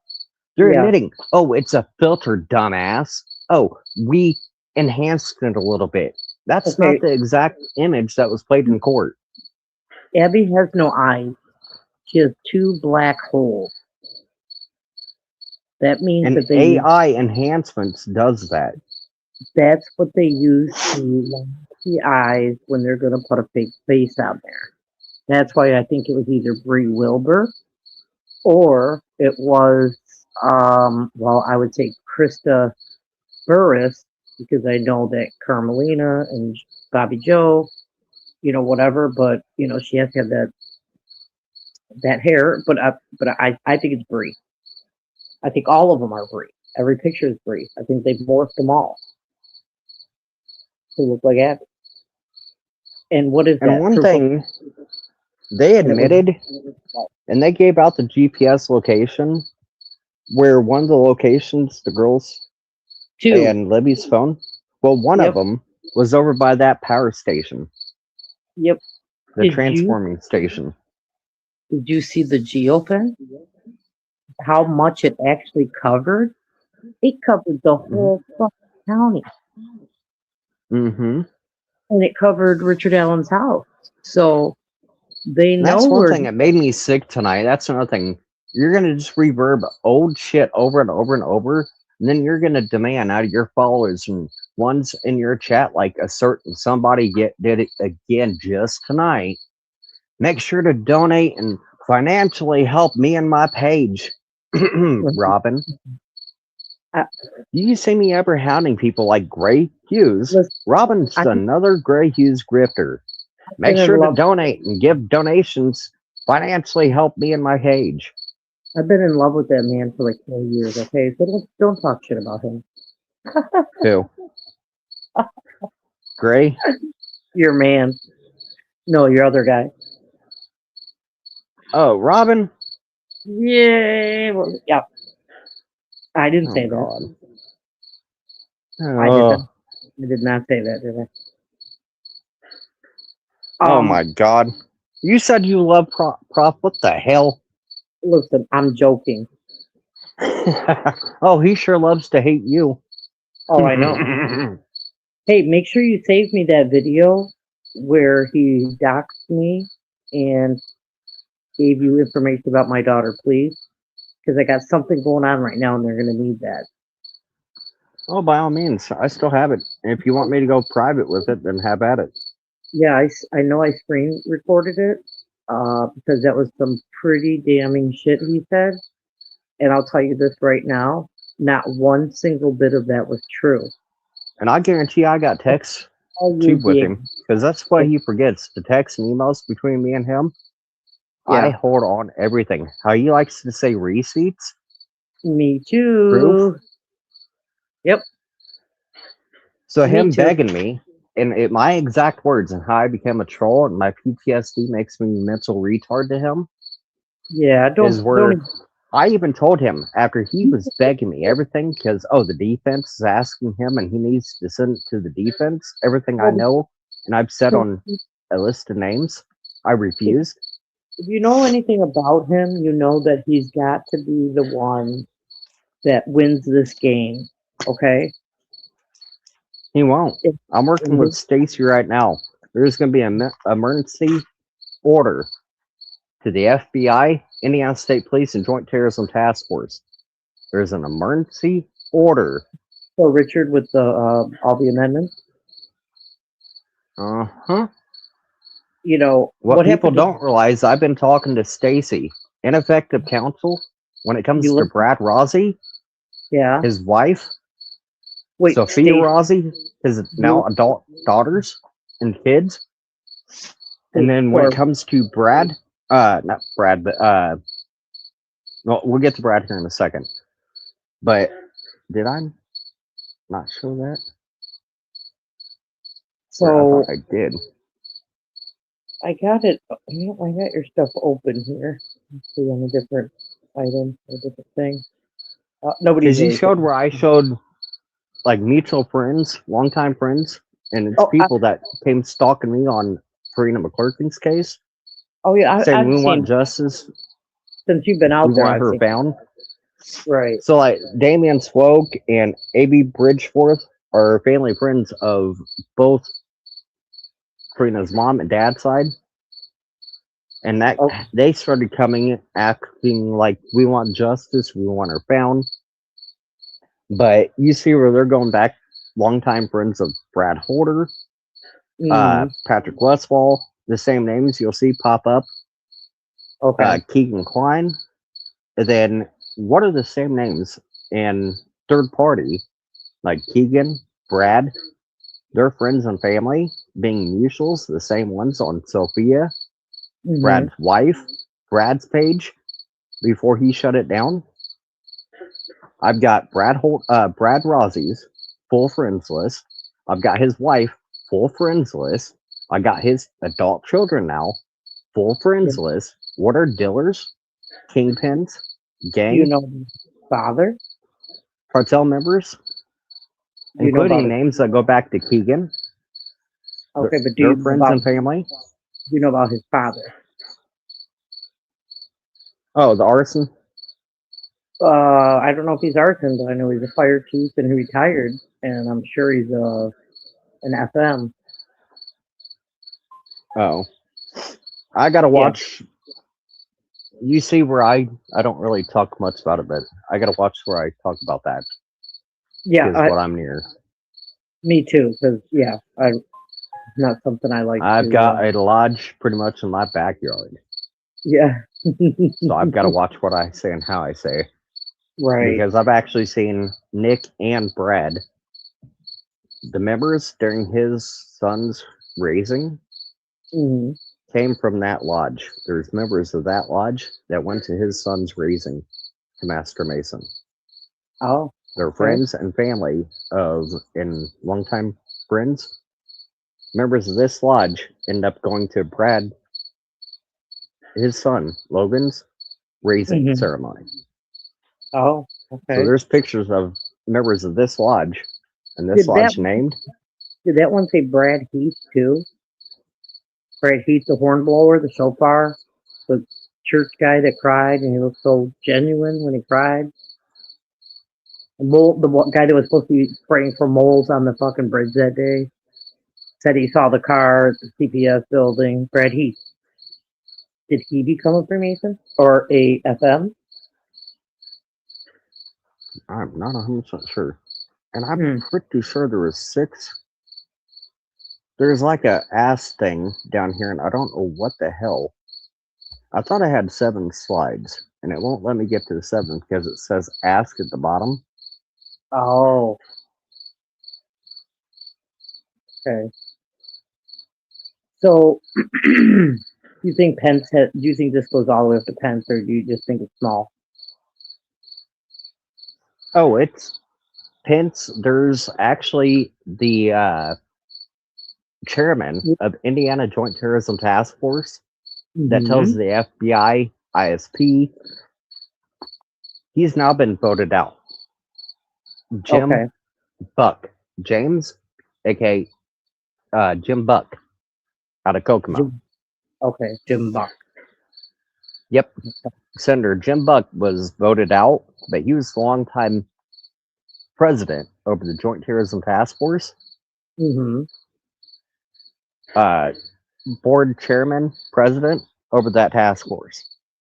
Right. When his friends and himself, their family, go back to cartel dealers, kingpins in 2018 and other raids, why do you think the JTTF, Joint Terrorism Task Force, was forced to look away from in his area? He's a senator of Kokomo, Flora, Delphi. That area is one of their representatives, senator-wise. He wanted everybody, including the JTTF, not to look at him, his family, and the corruption back to that cartel that goes back to even him. The Good Old Boys Club has a Good Old Boys Club where it senators, other elected officials that the cartel paid for politicians. And I want you to, next time there's an election, like the primaries are coming up or whatever. Yeah. Look how many known drug houses, and you've seen raids at these houses. Right. Having politician signs up. Vote this person for sheriff. What the fuck are dealers, cartel dealers, drug houses, felons who can't vote? Right. Have their friend, like long-time, decade-long friend, say this person running for sheriff, it's longtime friends of theirs, and they're drug ring. Okay. Wow. This person running for sheriff. What are politician signs going up in front of a drug house, an active drug house, for people like running for sheriff.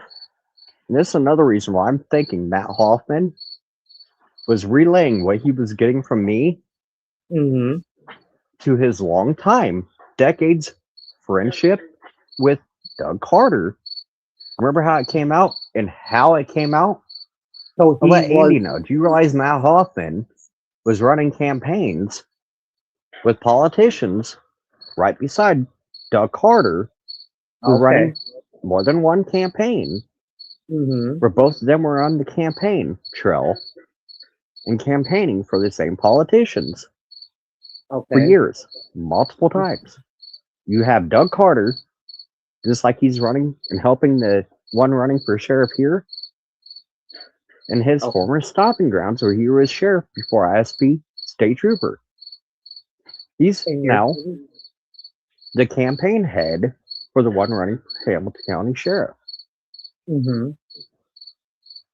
And it's just like when Matt Hoffman, when he was a fire chief or whatever the hell he did, Right. and his ties and friends connections with politicians that were running for office, him and Doug have some of the same mutual politician friends that they both helped on the same campaign trail. Look that up. Mm-hmm. There's decade-long friendship. Does he really want to expose his longtime friend, Doug Carter, being corrupt Well, and covering up? Or does he want to and help supply Doug Carter and his friends what they how need can to how tank? can we tie the booger to Julie and like all the way up, like not it doesn't stop at 10. How can we tie Reno to that, or the booger? I'm sorry. No, what'd you say? So the booger was involved, not with the killing, but as the production was being showed live. Is that far from the truth that you know of? I'm not I too mean, far off. there we I'll know say that that. we know that there was a video made. Oh, and that's another thing where individuals, they were naming names like Garrett. Everybody's trying like Amy and Toby. Yeah, How they were naming names where Garrett let it be known where Ashley's not innocent. She knew there was audio and video, like there was video taking and pictures, yeah. and friends of hers were getting shared that. Garrett, everybody's like, oh, Garrett's a complete liar. He doesn't know what he's talking about. But he's just trying to push it off on only Ashley, Right. where it's Ashley Garth, Ashley Yep. Garth was her handle. And Amy and everybody wants to hide the video where her and Garrett, remember those big ass sunglasses, the black hoodie over her head, and her and Garrett doing lives while they were on the run? No, I don't remember that. Oh, I got the whole video, but I did a screenshot where it was Ashley Garth having the black hoodie up over her face, like not face, but over her head, and she Yeah. had these big ass brown sunglasses on and was doing a live Mm-hmm. talking about, oh, we didn't do that. We don't know what the hell you're talking about, blah, blah, blah. They were doing lives while they're on the run. So she was as herself. Yep, doing Facebook lives. Wow. And So- Amy and Toby does not want you to see those. If I tell you that there was a film that was allegedly filmed underneath the bridge with a very complicated production company with all the And equipment. it's not just that. You had Tina telling Tina, not Tina, but Linda, Julie, Jenny, all them, Mhm. that her daughter took pictures and video before, during, and after. And she's But seen not- this physically on her daughter's phone. But not at the area they were left at. Because there was nothing gruesome about that. They didn't even take the blood samples from the ground. They said it was pristine when they took down the tape. Oh, So another thing is, I tried bringing up to Matt, and I yeah, gotta say, because I was just looking, I'm probably gotta start heading off here. yeah, But Matt Hoffman, one thing I brought up to him was the whole what was I getting at? The tree being picked, and then in okay, the Book of Troth, yeah, how in the Book of Troth, if you read through that, if you find the Book of Troth by uh, what is it, Elder Edward? It shows right there on the Book of Troth, like I shared with Matt. And yeah, if you go in and find a PDF of that you'll see where in that book where it's the killers and the AK warriors of that kindred, they become like the sons of Odin, the warriors of Odin okay, and Tyr, mhm, the god of war. So they become the sons and warriors of. And yeah, it's right there in the Book of Troth. Everything that involves Delphi, the mimicking of this, that, and the other, how they would do a ritual is right mhm. there in the Book of Troth that they kept reliving year after year. And did you realize where Kyle So every Stacy, year at the same time, every year at Lupercalia, this is when they were doing it, right? and it's for 9 days. And if you look in the Book of Troth, when they do a sacrifice to their gods, it's Mm-hmm. supposed to be about 9 to 99 within 9 years. Yep, I remember you saying that. And you see how many that drug ring and their suspects, they go back to hundreds of cases. How many are we up to? Remember you said we had to be up to 99 and there was We're getting up to close to 400. And okay, of those, about 50, 55 are children, guaranteed, okay, of all troubled community. wow, That's yeah, Indiana alone. We were mm-hmm, well over 500 cases across 13 different states. wow. Well, And what's sad is, you remember the, not last year's, but the New Orleans yeah, reporter being lured and um, killed? Two she were was killed. charged. No, it was a male reporter. He was Oh, lured to a hotel during the New Orleans Super Bowl. yeah, Not last year, but the year before, when it was down in okay, Nolo, mm-hmm, where the two charged in his case, a lot of their friend and family goes back to friends and family of yep, like the FedEx mass shooter. Now, what the hell is the FedEx mass shooter? Brennan Scott Hole, his friends and family. He only has like 70 of them. And how mm-hmm, many go back to Brad Rossi's wife, Sophia? Not wife, but daughter, Sophia Rossi, Mark yeah, Lehman, Brad Rossi, their wives, themselves, their pages. mm-hmm, Those two should have recused themselves, just like Nicholas. The family and friends of theirs going back to criminal network that's known federally, including charges on their friends, close friends for decades, of them and their mm-hmm, children, wives. Brad Rossi and Mark Lehman have been helping hide and look away. Remember how it was Andrew that was wanting to push at the corruption in the cartel drug ring? yeah, It was told by Brad Rossi, drop it, leave it alone, leave the corruption and everything alone. and Brad notice he Rossi, won't Mark Lehman, do anymore. and Nicholas McClellan can't have everybody sing that their family and their friends, criminal network, were involved, and how those three should have never been a part of Rick's case.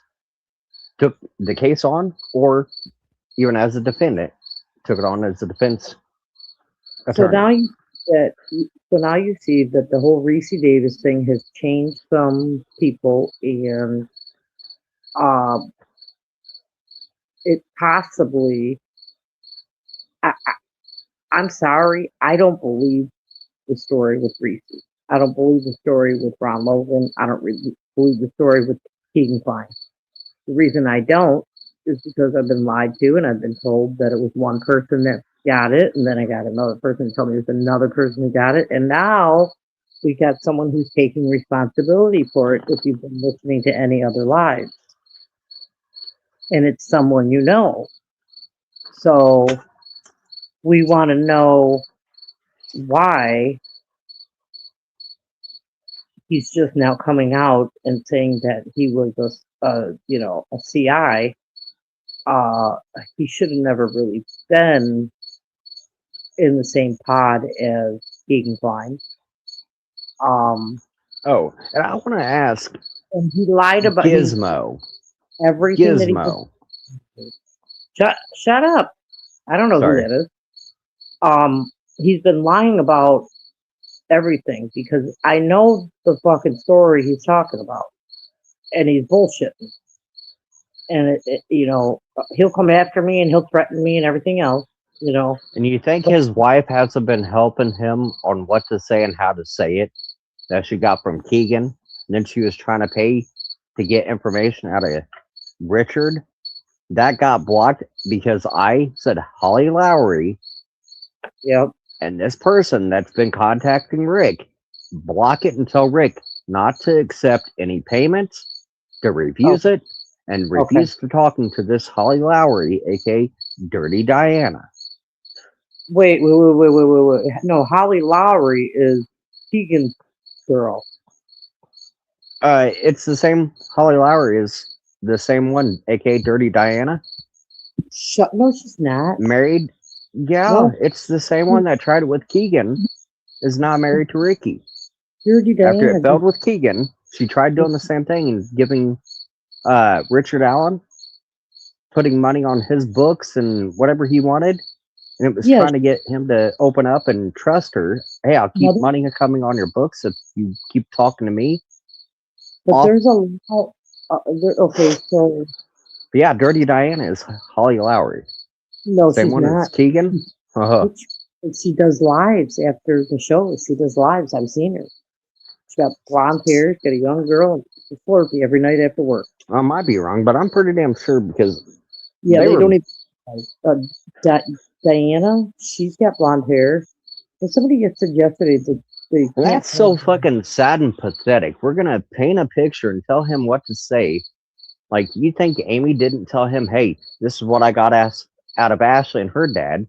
How about you say this and then paint this picture? How did she find out about him? And do you realize these content creators, including Diana, do you realize all these conversations, all the chirp messages in prison? Mm-hmm. You can FOIA, Freedom of Information Act. Yeah. Ask for all the visitor logs, everybody they've been in contact with, the messages, the audio video calls. Are they too stupid to realize, like, if you're working with somebody, hey, I want you to say this when I call, next call, this is the story, this is the narrative I want you to bring up, and this is the story how I want you to say it. Right. That's not going to be held in former conversations before the AKA live. Mm-hmm. If they're controlling a narrative and helping him build a narrative, that's going to be caught in IDOC real time. Leading up and post these lives. Mm-hmm. Amy did. Croft, Diana. Do they not realize it's going to be on a FOIA request? And somebody gets that. They have the money and get every message, every visitor, audio, video call. None of that's private. It's all recorded. It's all documented. You can do that without. So if they were orchestrating with him, if they were feeding him information, here's what we need to say. This is how you need to say it. This is what you need to say. How you need to say it to build their story. Mm-hmm. That's going to be documented in real time. Are they too stupid? And like I said, criminals are not too bright. Do they not realize it's going to be documented in IDOC, like I said, real time? Orchestrating that, planning that, carrying it out. That's all going to be documented. before and after. Yeah. Yeah, I So don't know them what working with him, feeding him information, how to say it and what to say and what manner. When we go mm, live, here, this is how you need to do it. This is what you need to be saying and how. You right. notice how his story's changed, and it's because of what creator he's going live with? Mm-hmm. Yeah. Sure do. Oh, shit. I'm gonna have to hop off here. My family's already up, and it's about to get loud. All right. But hey, All right. send me an email or shoot me a text, and we'll I will figure out at drop the same time. But I'll work a with you on some of the images and everything I've got, and some of the things I have not shown yet. yeah. But I showed only a couple that go back to Keegan and Brad I ain't Holder showing cities, okay? when I it ain't sits doing on Sophia Rossi's friends list. If she hasn't closed it down, go document every friend of hers, yeah. and you'll thank me later. And who is I that? know What's the name? Brad, he shut his down, like hid his Oh, friends list. Mark yeah. Lehman, the last I checked, Mark's Oh, I was was still up, go. but I copied and documented all those, and I can show you every dealer turned killer, their friends and family. Yeah. It's dozens, and it's going back to Sophia Rossi, Brad, and his wife. It's long-time, decade-long friends of theirs, and their friends and family of those friends, Isn't it or even the Rozzy? person directly. Isn't it Rozzy's brother that went and got the film from the store and then said it was nothing was on there? That's very, Ding, ding, ding. yeah, very suspicious. And it was Rossi that told Andrew and Matt there was nothing to see during the cartel, the drug ring, Yeah. the corruption. Stop looking there. There's nothing to see. It'd be a waste of time.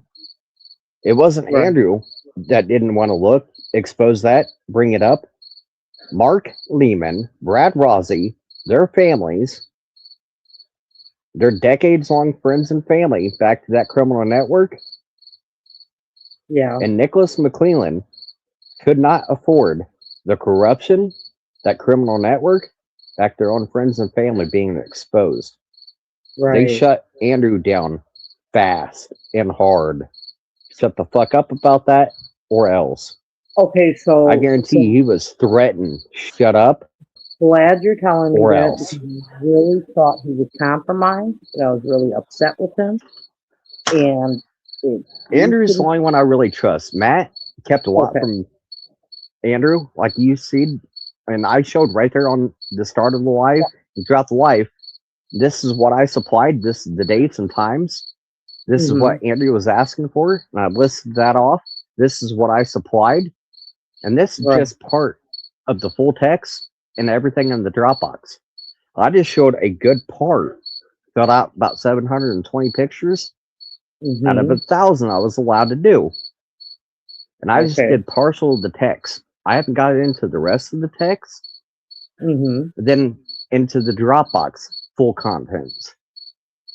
Okay.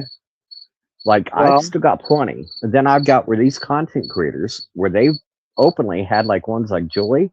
And you notice like the AK Troll Farm and the Pro Defense side, you notice how none of them, none, even the AK Pro State side, none of them attacked Julie. Nobody attacks their stores. I'm very aware of that. Kind of funny, isn't it? That's and it's Julie and her friends, the Girls Rule. It's now got a mascot, 2 different mascots. But if you look back at the longtime friends and the ones that are in these groups and chats, and the Girls Rule, the buzzards, look where they go. It's both sides, pro state and pro defense. Content creators. Yeah. And each and every single one side, the crime scene pictures, how they were getting leaked out and all that. Yeah. It was orchestrated by them and their groups. Mark Fortson? Yeah, it was Robert Fortson, like Mark and Robert, like all that. It's just like the crime scene pictures, like they made sure it stayed among their group first. And then the content creators that chose to, oh, let's give it to this person, let's let it like be leaked out. Yeah. For a paywall. Right. You got to be a member. You got to be in our trusted little group. You got to be I'm- paying to see it. telling you now, like you just showed a picture of like a black and white and what it looked like and blah blah blah. But I'm telling you right now, Hey, Dara, those hold on. This crimes- Dara guy, go suck a little dick like yourself. The one in the don't chat. even block anybody. Just let them. But Yeah. shit. What was I gonna say? What forgot what I was gonna say. No, you're kind of like me. Kind of getting scatterbrained right now. Surprise is my first Hey, we've time. damn near been on 4 hours, and even you said, I don't want to be on too long all night. Now look at us. No, I said my eyes are real big right now. But yeah, hey, we're going to try this a little bit earlier. That way a little bit more people can kind of see it and kind of go along. And Yeah, I'll hopefully do get more in, like, I'll do- Q&A. Yep. And you I'll can do- kind of help me, like, read the chat. Hey, they want you to go back to slide, say, 3 or slide 2. Right. Yeah, Go I will. halfway down that conversation. Can you go over these and kind of bring up? And then Yep. can you bring up some stuff you have not shown yet? Like, so right now I'm just leaving the slides, the 7 I have made, kind of as they are, like I Right. did tonight. I'm bringing up. I offered a Q&A. If you want me to go back like you did, if you want me to go back in certain areas, re-go Right. over it and why I said Matt Hoffman refused to give and hid, obstructed Okay. the defense from helping them build a third party. His obstruction, his refusing, disregard, and lies and hiding bad. from Andrew If Matt violated is Brick's rights to a fair trial. then Matt is really, really bad. And I'm worried now. Because Razi, I don't know. I just, And you notice I didn't just say it, nothing to back me up. I backed myself up with the exact text on how the Franks motion came to be. With it, right. the whole 8 months of conversation on who, what, when, where, and why does the Delphi defense go after the JTTF and FBI demanding, hey, this Odin investigation, why the fuck weren't you told about this? Remember how Right. Jerry Holman is like, how the fuck do they know about all that? How did they get that? How did they become knowledgeable about that? Right. The confidential source, I had every legal right to speak up. What they were trying to hide, the defense had every right to know that. They only gave them the second Odin investigation, not the first one. Okay, They well, hid that. And that violated Brick's 5th, 6th. When the FBI, Indiana State Police, and locals are hiding evidence, including an investigation. I gotta call. Well- I gotta hop off here. Yeah, all right, go ahead. I'll, we'll do something. We'll talk about something tomorrow. off here. All right. Okay. Thank you. Later. All right. Bye. Sorry about that. Night. Bye.